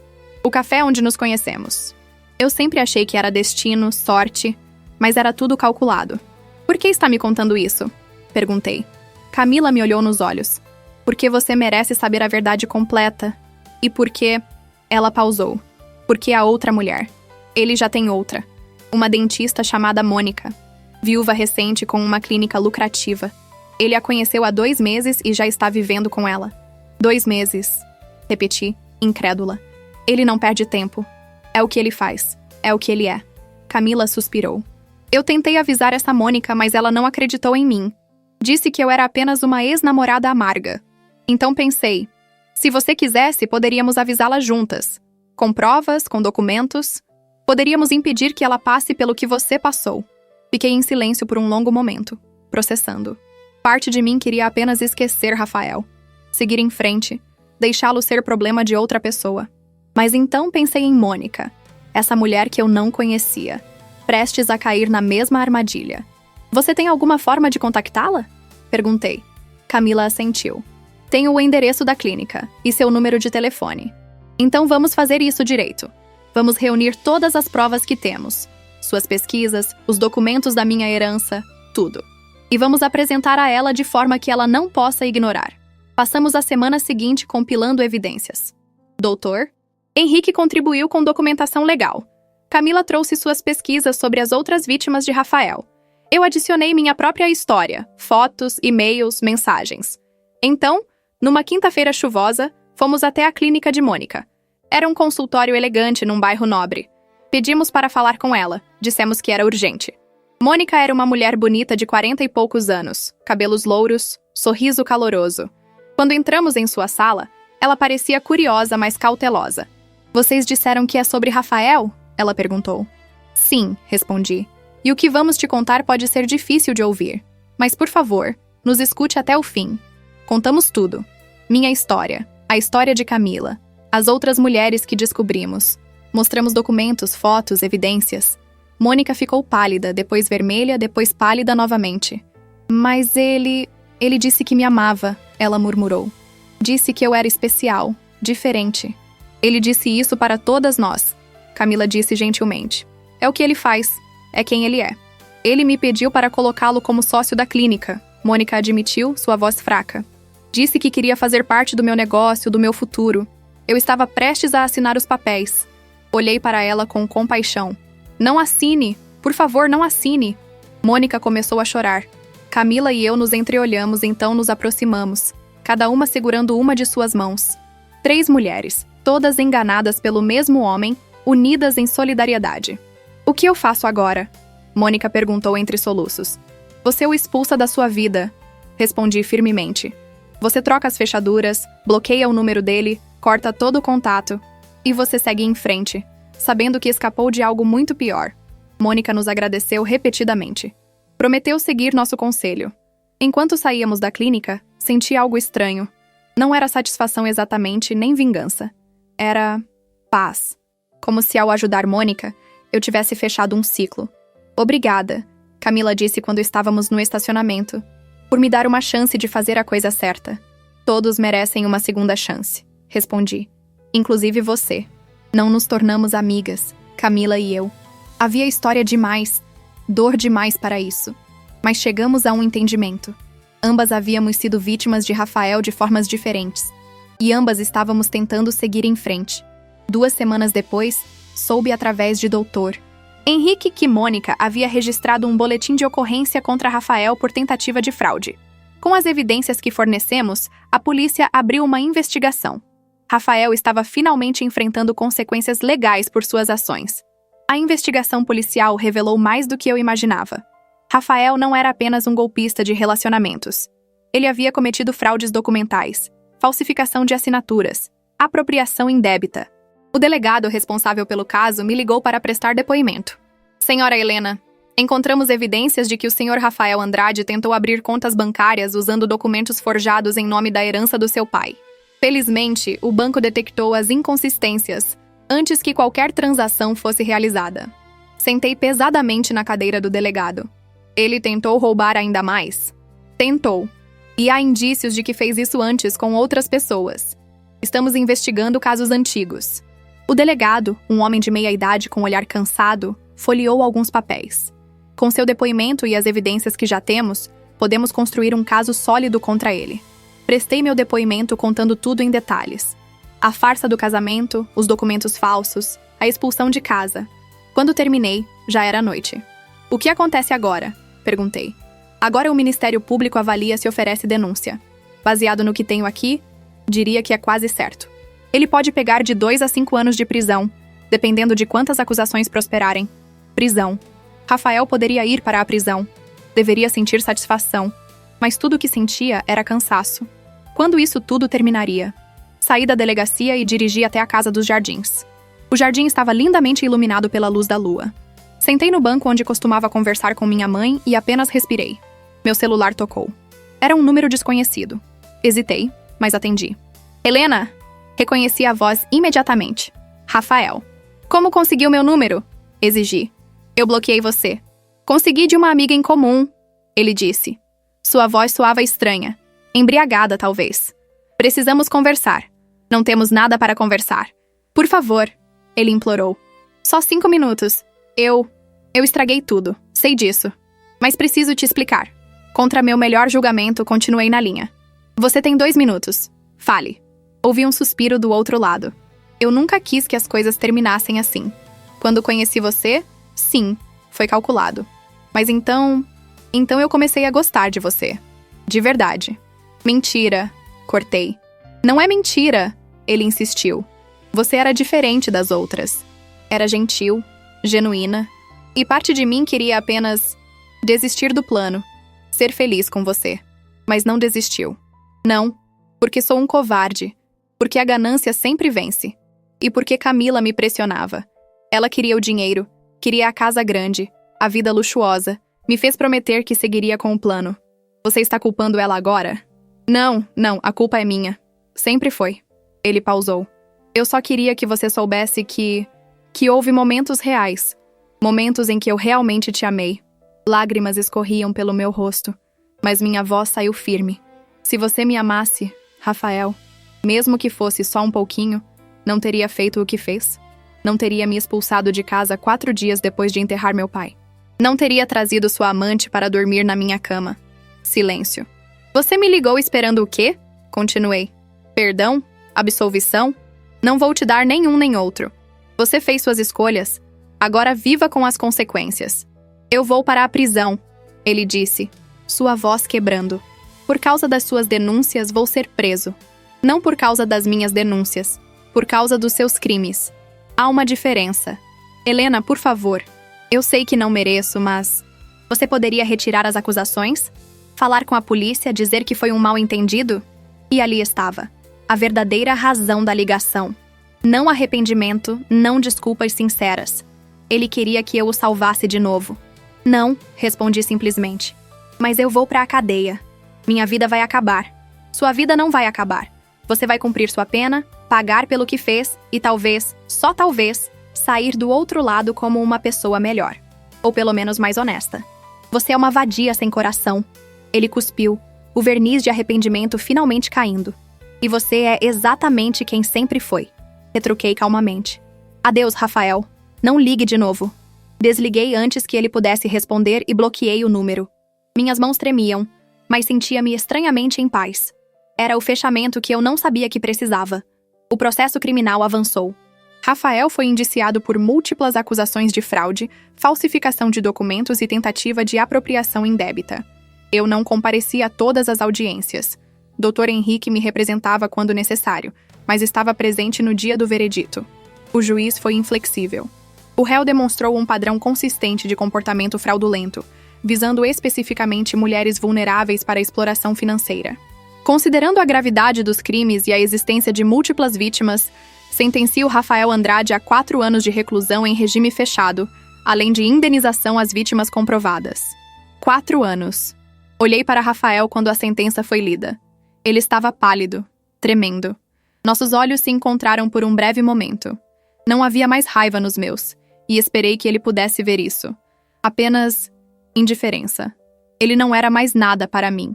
Camila estava presente também, sentada algumas fileiras atrás de mim. Quando saímos do tribunal, ela se aproximou. Como você se sente? Perguntou. Aliviada, admiti. Não feliz exatamente, mas aliviada. É como se um capítulo tivesse finalmente se fechado. Para mim também, ela disse. Então hesitante. Eu sei que não temos nenhum tipo de amizade, mas... Obrigada. Por me ajudar a ver quem ele realmente era. Por me dar a chance de fazer a coisa certa com Mônica. Somos todas vítimas dele de formas diferentes, respondi. Espero que você encontre seu caminho, Camila. Um caminho honesto dessa vez. Ela assentiu, olhos marejados, e se afastou. Nunca mais nos vimos depois disso. A vida continuou. A Fundação Augusto Silva cresceu além das minhas expectativas mais otimistas. 2 anos após sua criação, tínhamos 50 bolsistas, escritórios em 3 cidades, e havíamos criado um programa de intercâmbio com universidades internacionais. Júlia, nossa primeira bolsista, se formou com louvor, conseguiu um emprego numa das maiores construtoras do país e começou a trabalhar em projetos de infraestrutura sustentável. No dia da formatura dela, sentei na plateia com lágrimas nos olhos, pensando em como meu pai ficaria orgulhoso. Nada disso seria possível sem você, Júlia me disse depois, no abraço de parabéns. Você mudou minha vida, Helena. Você mudou a sua própria vida, corrigi. Eu apenas abri uma porta. Você foi quem teve a coragem de atravessá-la. O trabalho na fundação me colocou em contato com muitas pessoas interessantes. Empresários, educadores, filantropos. Foi numa conferência sobre educação em São Paulo que conheci Daniel. Ele era professor de física numa universidade pública. Havia acabado de apresentar um trabalho sobre métodos inovadores de ensino. Alto, magro, com óculos de armação grossa e um sorriso tímido. Após sua apresentação, me aproximei para cumprimentá-lo. Sua palestra foi inspiradora, eu disse. Trabalho com uma fundação que oferece bolsas para estudantes de engenharia. Adoraria conversar sobre possíveis colaborações. Sério? Seus olhos se iluminaram. Eu adoraria. Sempre quis encontrar formas de alcançar mais alunos, especialmente aqueles que não têm acesso a recursos. Tomamos café juntos. Conversamos sobre educação, sobre o sistema universitário brasileiro, sobre nossas respectivas experiências. Era fácil conversar com Daniel. Ele ouvia atentamente. Fazia perguntas inteligentes. Tinha opiniões bem fundamentadas, mas estava sempre aberto a outros pontos de vista. Não era nada romântico. Não naquele primeiro encontro. Mas havia uma conexão. Uma sintonia. Começamos a nos encontrar regularmente para discutir possíveis parcerias entre a fundação e a universidade dele. Ele sugeriu um programa de mentoria onde professores voluntários ajudariam nossos bolsistas com dificuldades acadêmicas. Implementamos a ideia e foi um sucesso imenso. Foram necessários 6 meses de reuniões de trabalho antes que um de nós reunisse coragem para sugerir um encontro que não fosse profissional. Então, Daniel disse, mexendo nervosamente em seu café. Tenho uma exposição de arte no MASP neste fim de semana. Não sei se você gosta de arte, mas pensei que talvez, se você não tiver outros planos, eu adoraria, respondi sorrindo. Que horas? Nosso primeiro encontro oficial foi perfeito de uma forma quieta e confortável. Andamos pela exposição, conversamos sobre as obras, depois jantamos num restaurante italiano pequeno. Ele não tentou me impressionar com lugares caros ou gestos grandiosos. Era apenas genuíno. Posso te perguntar algo? Ele disse durante o jantar. Claro. Por que você criou a fundação? Quer dizer, sei que foi em homenagem ao seu pai, mas há uma história maior ali, não há? Respirei fundo. Eu havia falado sobre Rafael com poucas pessoas além da minha terapeuta. Mas algo em Daniel me fazia querer ser honesta. Há 2 anos, comecei. Descobri que meu casamento era uma mentira elaborada. Meu marido só se casou comigo pelo dinheiro da minha família.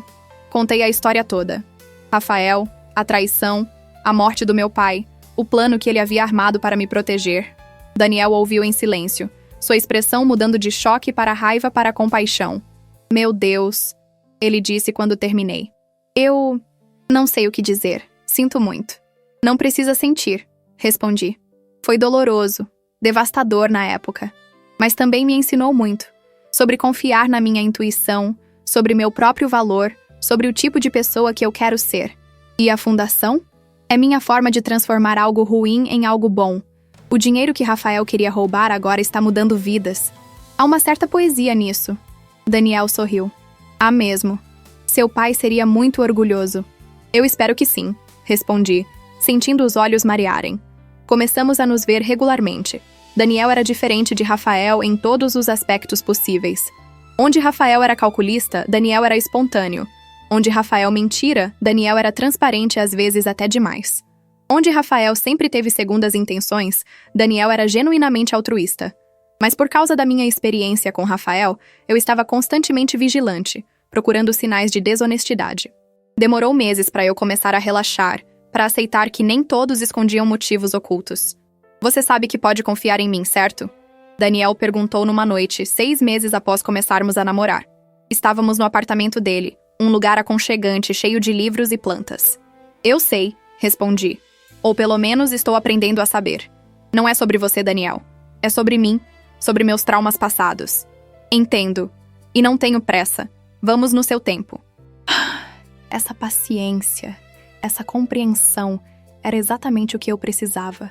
Aos poucos, as paredes que eu havia construído ao redor do meu coração começaram a cair. Conheci a família de Daniel. Seus pais eram aposentados, moravam no interior, pessoas simples e calorosas que me receberam como se me conhecessem há anos. Era um contraste gritante com a frieza calculada que sempre senti da família de Rafael. Eles adoraram você, Daniel disse no carro de volta. Minha mãe já está planejando o nosso casamento. Senti um aperto no peito ao ouvir a palavra casamento. Daniel percebeu imediatamente. Ei, desculpa, não quis te pressionar. Era só uma piada sobre como minha mãe é. Não, está tudo bem, respirei fundo. É só que a última vez que me casei foi um desastre. A ideia de fazer isso de novo me apavora. Daniel pegou minha mão. Helena, olha para mim. Esperei até que nossos olhos se encontrassem. Não estou pedindo você em casamento. E quando e se pedir, será porque ambos estaremos prontos, não porque seguimos um cronograma. Sem pressão, sem pressa. Ok? Ok, concordei, sentindo o nó no peito se afrouxar. A terapia com a doutora Mariana continuava, agora quinzenalmente em vez de semanalmente. Falávamos muito sobre meu relacionamento com Daniel, sobre meus medos, sobre aprender a confiar novamente. Você está fazendo um progresso tremendo, ela disse numa sessão. Quando nos conhecemos, você estava despedaçada, mal conseguia funcionar. Agora olhe para você, dirigindo uma fundação de sucesso, em um relacionamento saudável, reconstruindo sua vida. Ainda tenho pesadelos às vezes, admiti. Sonho que estou de volta naquele dia sendo expulsada de casa. Acordo suando, com o coração acelerado. Traumas não desaparecem completamente, mas você está aprendendo a viver com eles, a não deixar que controlem sua vida. Isso é enorme. 3 anos se passaram desde o dia do despejo. 3 anos de crescimento, cura, reconstrução. A Fundação Augusto Silva agora tinha escritórios em 6 estados, mais de 100 bolsistas, e havia sido reconhecida pelo Ministério da Educação como modelo de programa de inclusão educacional. Recebi um convite para falar numa conferência TEDx sobre filantropia e segundas chances. Fiquei nervosa. Nunca havia falado publicamente sobre minha história, mas doutora Mariana me encorajou. Esta pode ser uma oportunidade de fechamento, ela disse. Contar sua história em seus próprios termos. Inspirar outros. Pense nisso. Aceitei o convite. Passei semanas escrevendo e reescrevendo minha fala, praticando na frente do espelho, no chuveiro, para Daniel. Quando o dia finalmente chegou, estava apavorada. Subi ao palco com pernas trêmulas. As luzes eram fortes, a plateia era enorme. Respirei fundo e comecei. Há 3 anos perdi tudo. Meu pai faleceu, descobri que meu casamento era uma mentira. Fui expulsada da minha própria casa. Naquele momento, acreditei que minha vida havia acabado. Contei a história. Não todos os detalhes, alguns eram muito pessoais, mas o suficiente. A traição, a dor, a armadilha que meu pai havia preparado, a fundação que nasceu das cinzas. Meu pai me deixou mais do que dinheiro, concluí, minha voz firme apesar das lágrimas. Ele me deixou uma lição. Que traição e dor podem ser transformadas em algo belo. Que o pior momento da sua vida pode ser o catalisador para o melhor capítulo. E que amor verdadeiro, o amor de um pai por sua filha, neste caso, nunca morre. Ele apenas muda de forma. A plateia levantou em ovação. Pessoas se aproximaram depois, compartilhando suas próprias histórias de traição e recuperação. Uma mulher me abraçou chorando, dizendo que havia saído de um casamento abusivo no dia anterior, e minha fala lhe deu esperança. Vai ficar bem, eu disse a ela.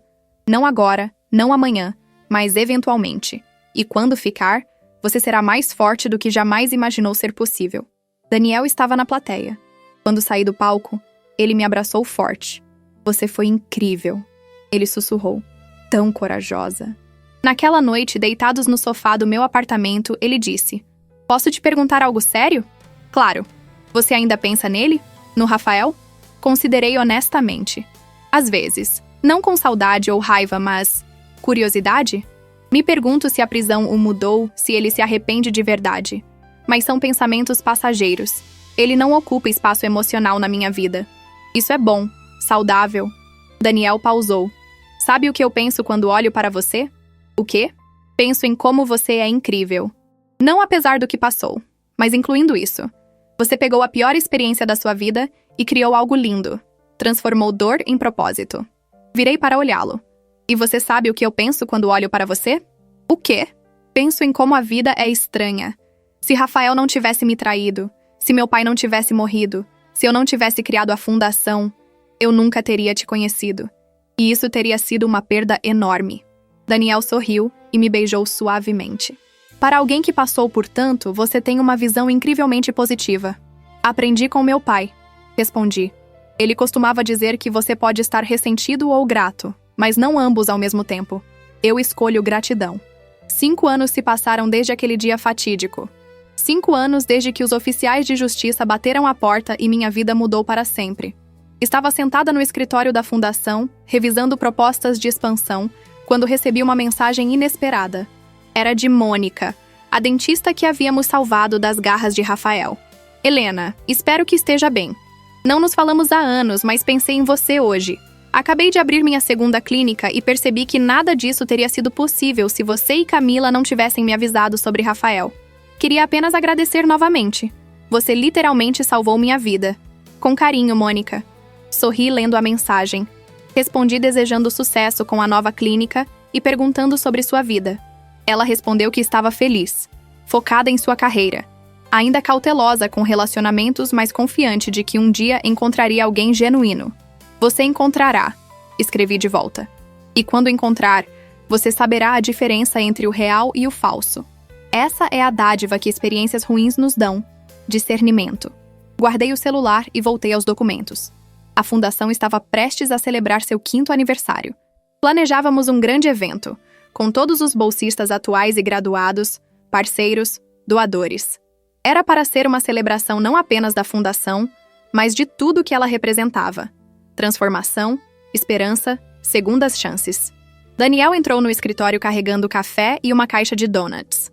Você esqueceu de almoçar de novo, não foi? Olhei para o relógio. Já passava das 3 da tarde. Ups! Estava concentrada nos números. Eu sei, ele disse, beijando meu topo da cabeça antes de colocar o café na minha mesa. Por isso, trouxe reforços. Nos últimos 2 anos, Daniel havia se tornado parte integral da fundação. Inicialmente como consultor voluntário, depois como diretor educacional oficial. Sua expertise em metodologias de ensino havia revolucionado nossos programas de mentoria. E claro, ele também havia se tornado parte integral da minha vida. Então, ele disse sentando na cadeira em frente à minha mesa. Precisamos conversar sobre o evento de aniversário. O que tem? Júlia sugeriu que você desse um discurso, contando a história completa da fundação, desde o início. Fiz uma careta. Eu falei no TEDx. Não é suficiente? Isso foi há 2 anos, e foi para estranhos. Desta vez seria para nossa família da fundação. Pessoas que fazem parte desta jornada. Ele se inclinou para a frente. Acho que eles merecem saber a história completa. De onde tudo veio, por que existe. Suspirei. Você sabe como é difícil para mim falar sobre aquilo. Eu sei. E se você realmente não quiser, ninguém vai te forçar. Mas Helena... Ele segurou minha mão. Você passou de vítima a sobrevivente a alguém que prospera. Sua história tem poder. E compartilhá-la pode ajudar outros que estão passando por coisas semelhantes. Ele tinha razão, como sempre. Ok, vou fazer. As semanas seguintes foram uma loucura de preparativos. O evento seria no salão de um hotel elegante, com mais de 200 pessoas confirmadas. Ex-bolsistas vinham de diferentes estados, alguns trazendo famílias, todos ansiosos para celebrar.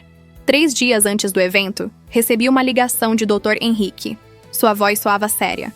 Helena, preciso te informar de algo. Rafael foi liberado da prisão na semana passada. Bom comportamento, reduziu a pena. Senti um frio na barriga, mas não o pânico que esperaria sentir. Entendo. Ele entrou em contato? Não. E há uma ordem de restrição impedindo que ele se aproxime de você, de Mônica, ou de qualquer uma das outras vítimas. Mas achei que você deveria saber. Obrigada por avisar. Pausei. Você acha que ele vai tentar algo? Honestamente? Não sei. Homens como Rafael são imprevisíveis. Podem ter aprendido a lição ou podem estar mais amargos que nunca. Apenas... fique alerta, ok? Prometi que ficaria. Quando desliguei, Daniel estava me observando da porta. Ele saiu? Acenei. Semana passada, Daniel veio até mim, me abraçando. Como você se sente? Estranhamente calma, admiti. Há 5 anos essa notícia teria me destruído. Mas agora, ele é apenas mais uma pessoa no mundo. Não tem poder sobre mim. Ainda assim, vamos ter segurança extra no evento. Daniel, não é negociável, ele disse firmemente. Não estou preocupado que ele vá te machucar fisicamente, mas não quero que ele apareça e estrague o dia. Este é um momento de celebração, não de confronto. Concordei. Afinal, melhor prevenir que remediar. A noite do evento chegou. Eu estava nervosa, mas animada. Escolhi um vestido azul escuro, simples mas elegante. Daniel usava terno, e estávamos juntos na entrada recebendo os convidados. Ver todos os rostos, bolsistas que haviam se tornado engenheiros, médicos, empreendedores, alguns já dando retorno ajudando novos bolsistas, foi emocionante. Cada pessoa ali representava um futuro mudado, uma oportunidade aproveitada. Júlia chegou com seu marido e uma bebê de 6 meses no colo. Helena, quero que conheça Sofia. O nome do meio dela é Augusto, em homenagem ao seu pai. Segurei a bebê, sentindo lágrimas nos olhos. Ela é linda. Sem a fundação, sem você, eu não teria terminado a faculdade, não teria conseguido meu emprego, não teria conhecido meu marido. Esta bebê existe porque você acreditou em mim. Júlia também estava chorando. Como posso algum dia te agradecer o suficiente? Você acabou de fazer isso, respondi devolvendo a bebê. Continue fazendo diferença no mundo. Isso é todo o agradecimento que preciso. O jantar foi servido, discursos foram feitos. Então, chegou minha hora. Caminhei até o palco, meus passos firmes apesar dos nervos. Boa noite a todos. Obrigada por estarem aqui para celebrar 5 anos da Fundação Augusto Silva. Pausei, olhando para o mar de rostos. Muitos de vocês sabem a história oficial, que criei esta fundação em memória do meu pai, mas hoje quero contar a história completa. Respirei fundo e comecei. Contei sobre meu pai, sobre como ele sempre foi sábio e protetor. Contei sobre Rafael, sobre o casamento que era uma mentira, sobre a traição. A sala ficou em silêncio absoluto. Quando meu pai estava morrendo, Ele fez uma última jogada para me proteger. Criou uma armadilha perfeita para o homem que queria me roubar. E quando essa armadilha se fechou, quando recuperei tudo que Rafael tentou levar, eu tinha uma escolha. Andei pelo palco, fazendo contato visual com diferentes pessoas. Poderia ter ficado amarga. Poderia ter me fechado para o mundo, jurado nunca mais confiar em ninguém. Poderia ter guardado o dinheiro, vivido confortavelmente e deixado aquela experiência horrível me definir. Mas aí me lembrei de algo que meu pai sempre dizia: a melhor vingança é viver bem e fazer o bem. Então peguei o dinheiro que Rafael queria roubar e criei algo bonito. Algo que mudaria vidas, que criaria oportunidades, que honraria o legado do meu pai. Olhei para Júlia, que segurava sua bebê. E ao fazer isso, descobri algo surpreendente. A fundação não salvou apenas vocês. Ela me salvou. Cada bolsista que ajudamos, cada vida que mudamos, foi um passo na minha própria cura. Então, sim, esta fundação nasceu da traição e da dor. Mas ela se tornou um testemunho de resiliência, de transformação, de como podemos escolher criar luz da escuridão. E vocês, cada um de vocês aqui, são parte dessa luz. A ovação foi ensurdecedora. Pessoas levantaram, chorando, aplaudindo. Desci do palco com lágrimas escorrendo pelo rosto e fui imediatamente envolvida em abraços. Daniel me encontrou no meio da multidão. "Você foi perfeita", ele disse, segurando meu rosto entre as mãos. "Absolutamente perfeita." A festa continuou por horas. Música, dança, conversas, risadas. Era celebração pura, alegria genuína. Por volta da meia-noite, saí para a varanda do hotel para tomar ar. A cidade brilhava abaixo de mim. Pensei em tudo o que havia acontecido nos últimos 5 anos. A jornada de mulher destroçada a pessoa inteira novamente. Não era a mesma pessoa que era antes de Rafael. Tinha cicatrizes, cautelas que não tinha antes. Mas era mais forte, mais sábia, mais compassiva. "Aí está você", Daniel disse, saindo para a varanda. "Estava te procurando." "Só precisava de um momento", expliquei. Processar tudo. Ele veio ficar ao meu lado, olhando para a vista. "Sabe, há algo que venho querendo te perguntar há meses." Daniel se virou para me encarar. Então, para minha surpresa, ajoelhou. Meu coração parou. "Helena", ele começou, sua voz tremendo ligeiramente. "Eu sei que casamento é um tópico complicado para você. Sei que sua última experiência foi traumática. E prometo que se você disser não, vou entender completamente. E continuaremos exatamente como estamos." Ele tirou uma caixinha do bolso. "Mas eu te amo. Amo sua força, sua compaixão, sua resiliência. Amo como você transforma a dor em propósito, como você ilumina a vida de todos ao seu redor. E quero passar o resto da minha vida ao seu lado. Não como seu marido necessariamente, mas como seu parceiro em tudo." Abriu a caixinha, revelando um anel simples, mas bonito. "Helena Silva Monteiro, você se casa comigo?" Lágrimas escorriam pelo meu rosto. 5 anos atrás, a palavra casamento me teria enviado em pânico. Mas olhando para Daniel, ajoelhado na frente de mim, vi algo completamente diferente do que tive com Rafael. Vi honestidade onde havia mentiras. Vi autenticidade onde havia performance. Vi amor verdadeiro onde havia manipulação. "Sim", eu disse, mal conseguindo falar através das lágrimas. "Sim, eu caso com você." Daniel levantou, me pegou nos braços e me girou. Quando me colocou no chão, ele deslizou o anel no meu dedo e me beijou. E foi o beijo mais sincero, mais puro que já recebi. "Eu te amo", ele sussurrou. "Eu também te amo", respondi. Voltamos para dentro de mãos dadas. Quando as pessoas perceberam o anel, houve outra rodada de celebrações. Júlia chorou, dizendo que era como um final de conto de fadas. Dr. Henrique me abraçou, dizendo que meu pai teria adorado Daniel. "Eu sei que teria", concordei. "Ele sempre quis que eu fosse feliz. Realmente feliz." A festa finalmente terminou perto das 3 da manhã. Daniel e eu voltamos para casa. Nossa casa agora, já que ele havia se mudado para a casa dos jardins comigo há 6 meses. Exaustos, mas felizes. "Posso te perguntar algo?" Eu disse enquanto nos preparávamos para dormir. "Qualquer coisa." "Você não tem medo? De que eu possa ter bagagem demais? De que meus traumas possam afetar nosso relacionamento?" Daniel me puxou para perto. "Helena, todos temos bagagem. Todos temos traumas, medos, inseguranças. A questão não é encontrar alguém sem bagagem. Essa pessoa não existe. A questão é encontrar alguém cuja bagagem você está disposto a carregar junto. E eu estou mais que disposto a carregar a sua, assim como sei que você carrega a minha." "Eu amo você", eu disse, pela 1000ª vez naquela noite. "Eu também te amo." Para sempre. Os meses seguintes foram um turbilhão de planejamento de casamento. Mas desta vez era diferente. Não havia pressão, não havia falsidade. Cada decisão era tomada juntos. Cada detalhe refletia quem realmente éramos. Decidimos por uma cerimônia pequena e íntima, apenas família próxima e amigos queridos. No jardim da Casa dos Jardins, onde minha mãe costumava cultivar rosas e onde meu pai passava horas lendo sob a sombra das árvores. O dia do casamento foi perfeito. Simples, autêntico, cheio de amor verdadeiro. Caminhei sozinha pelo corredor improvisado no jardim. Não havia ninguém para me entregar, mas também não precisava ser entregue. Eu estava escolhendo isto, livremente, completamente. Quando cheguei até Daniel e nossos olhos se encontraram, vi meu futuro. Um futuro real, construído sobre honestidade e respeito mútuo. Os votos foram pessoais, escritos por nós mesmos. Quando chegou minha vez, segurei as mãos de Daniel e falei do coração. Daniel, você apareceu na minha vida quando eu estava aprendendo a ficar em pé sozinha novamente. Você poderia ter aproveitado minha vulnerabilidade, mas escolheu me apoiar. Poderia ter pressionado por mais rápido, mas respeitou meu tempo. Poderia ter se cansado da minha bagagem, mas escolheu ajudar a carregá-la.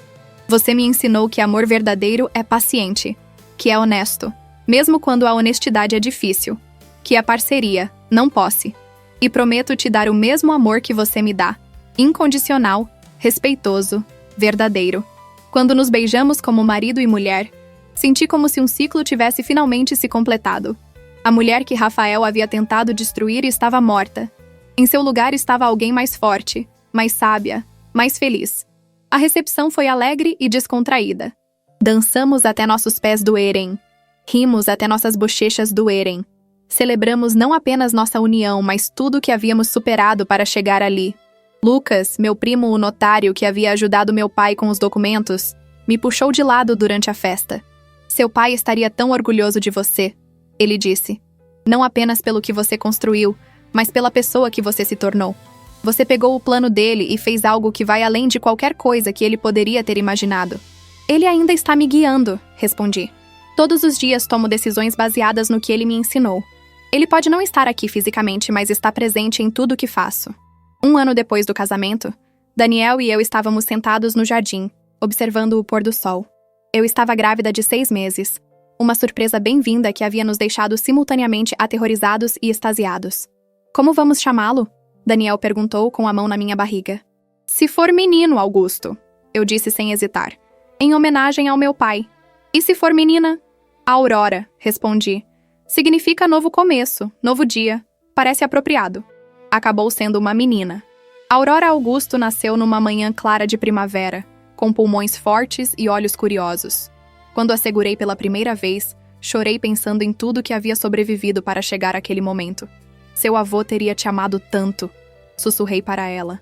Ele nunca vai te conhecer, mas você vai conhecê-lo através das histórias que vou contar, através do trabalho que ele começou e que continuamos. Criar Aurora me deu uma nova perspectiva sobre o amor do meu pai por mim. Entendi, de uma forma visceral que não era possível antes, até onde ele teria ido para me proteger. A armadilha que ele preparou para Rafael não era vingança, era amor paternal na sua forma mais pura e feroz.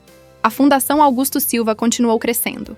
10 anos após sua criação, tínhamos escritórios em todos os estados brasileiros, mais de 500 bolsistas ativos e milhares de graduados trabalhando em campos que variavam de engenharia civil a aeroespacial.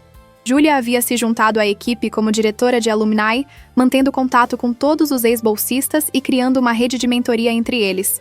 A pequena Sofia, cuja mãe eu havia segurado nos braços anos atrás, agora tinha 6 anos e adorava visitar o escritório da fundação.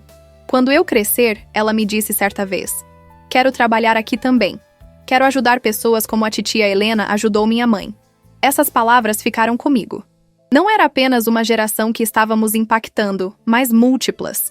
Os filhos dos nossos bolsistas cresceriam vendo o poder da educação, da oportunidade, da compaixão. E passariam isso adiante.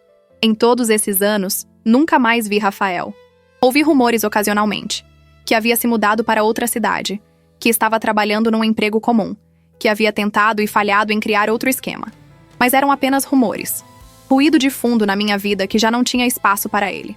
Às vezes me perguntava se ele pensava em mim, se arrependia de suas escolhas. mas eram pensamentos passageiros, curiosidade ociosa sem peso emocional real. Ele era uma sombra do passado, relevante apenas como um capítulo da minha história, não como uma presença contínua. No 15º aniversário da fundação, organizamos uma celebração ainda maior que a do 5º. Estavam presentes não apenas bolsistas e parceiros, mas também autoridades governamentais, representantes de outras fundações, jornalistas. A fundação havia se tornado referência nacional em educação inclusiva. Nosso modelo estava sendo replicado por outras organizações. O impacto do trabalho do meu pai, mediado através da fundação, havia tocado dezenas de milhares de vidas. Durante meu discurso, olhei para a plateia e vi tantas histórias de sucesso. O filho de uma empregada doméstica que agora era engenheiro na Petrobras. A jovem de uma favela do Rio que havia se tornado uma das primeiras mulheres negras a se formar em engenharia aeronáutica pela ITA.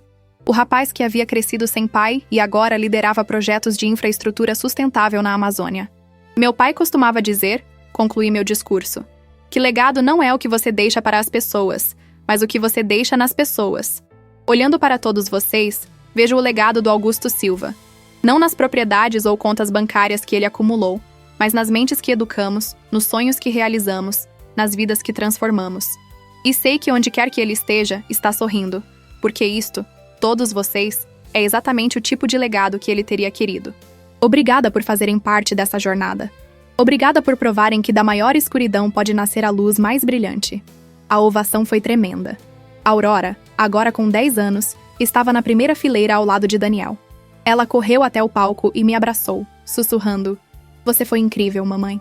Naquela noite, em casa, deitada ao lado de Daniel com Aurora dormindo no quarto ao lado, refleti sobre o quanto minha vida havia mudado. 16 anos desde aquele dia horrível. 16 anos de crescimento, cura, propósito. "Você está feliz?" Daniel perguntou na escuridão. "Mais que feliz", respondi honestamente. "Estou em paz. Realizei. Completa. Você nunca mais fala sobre ele. Não precisei perguntar quem. Porque ele não merece espaço na minha mente. Ele tomou 5 anos da minha vida, mas não vai tomar nem mais 1 minuto. Você o perdoou?" Pensei cuidadosamente. Perdão é uma palavra complicada. Não guardo raiva, não desejo mal a ele. Mas também não desculpo o que ele fez. Acho que cheguei a um lugar de indiferença benevolente. Espero que ele tenha encontrado um caminho melhor. Mas se não encontrou, não é mais meu problema. Isso é muito maduro. É sobrevivência, corrigi. Guardar raiva só me machucaria. Deixar ir foi a maior liberdade que me dei. 20 anos depois daquele dia fatídico, estava no cemitério visitando o túmulo do meu pai. Fazia isso regularmente, trazendo flores frescas, limpando a lápide, conversando com ele como se ainda estivesse ali. "Oi, pai." Comecei, como sempre fazia. "Aurora foi aceita na faculdade de engenharia. Sua neta vai seguir seus passos. Ela quer se especializar em construção sustentável, fazer diferença no mundo. Assim como você." Sentei no banco perto do túmulo. "A fundação acaba de abrir nosso 100º escritório." "100º, pai. Você imagina? Milhares e milhares de jovens tendo chances que nunca teriam sem o que você deixou." Pausei, sentindo a brisa suave. "Eu sei que você sabia. Mesmo naquele estado, no hospital, você sabia exatamente o que estava fazendo. Você estava me salvando, me protegendo, me dando as ferramentas não apenas para sobreviver, mas para prosperar. E eu fiz, pai. Eu prosperei. Construí uma vida linda, cheia de propósito e amor verdadeiro. Criei uma filha incrível. Mudei milhares de vidas. Transformei sua herança em algo que vai durar gerações." Lágrimas escorriam pelo meu rosto. "Obrigada. Por tudo. Por me amar tanto que planejou até além da morte. Por me ensinar que traição pode ser transformada em triunfo. Por me mostrar que o amor verdadeiro, amor de pai, amor de parceiro, amor próprio, é a força mais poderosa do universo." Fiquei ali por mais um tempo, apenas sentindo a presença dele. Então me levantei, beijei a ponta dos meus dedos e a pressionei na lápide. "Até a próxima vez, pai. Continue orgulhoso de mim. Eu vou continuar te fazendo orgulhoso." Dirigi para casa, onde Daniel estava preparando o jantar, e Aurora estava estudando para suas provas finais do ensino médio. Minha vida, minha família real, construída sobre alicerces de honestidade e amor. Às vezes, tarde da noite, ainda pensava naquele dia. Os oficiais de justiça batendo na porta. O choque no rosto de Rafael. O momento em que percebi que não estava tão desamparada quanto ele pensava. E sempre, sempre, terminava com gratidão. Não pelo que Rafael fez, isso nunca, mas pelo que aquela experiência me ensinou, pela pessoa que me tornou, pelo propósito que me deu. Meu pai tinha razão. A melhor vingança não era destruir Rafael, era viver bem, fazer o bem e deixar um legado que duraria muito além das nossas vidas.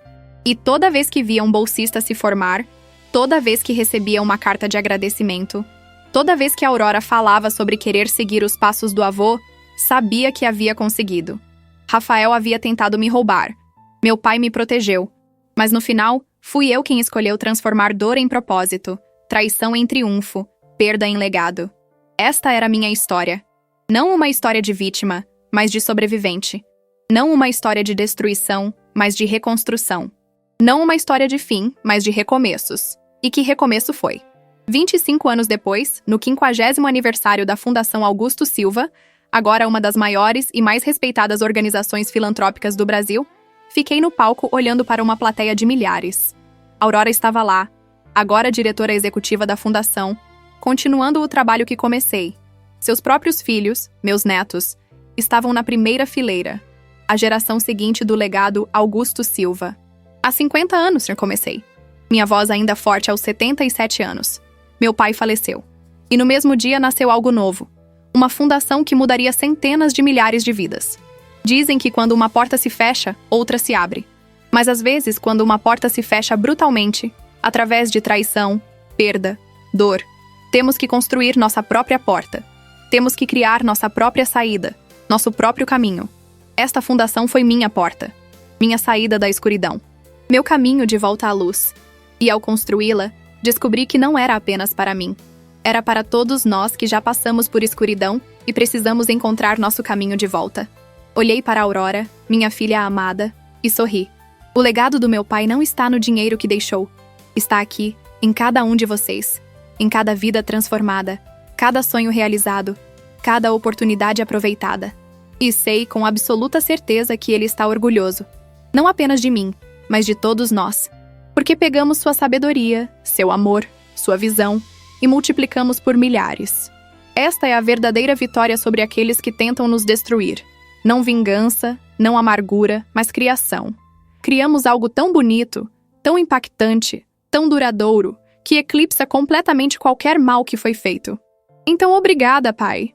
Olhei para cima como se pudesse vê-lo, por me ensinar que de finais podem nascer começos, que de traição pode nascer verdade, que de dor pode nascer propósito.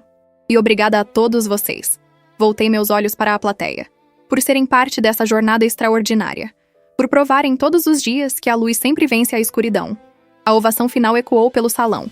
Lágrimas de alegria, de gratidão, de completude escorriam pelo meu rosto. Esta era a minha história. E que história foi? Do ponto mais baixo ao ponto mais alto. Da traição ao triunfo. Da vítima à vitoriosa. Meu nome é Helena Silva Monteiro. E esta é a história de como perdi tudo e ganhei muito mais. De como a pior coisa que me aconteceu se tornou a porta para a melhor vida que poderia ter imaginado. Obrigada por esses 5 anos juntos, Rafael. Pensei uma última vez. Porque sem eles, sem você, nada disso existiria.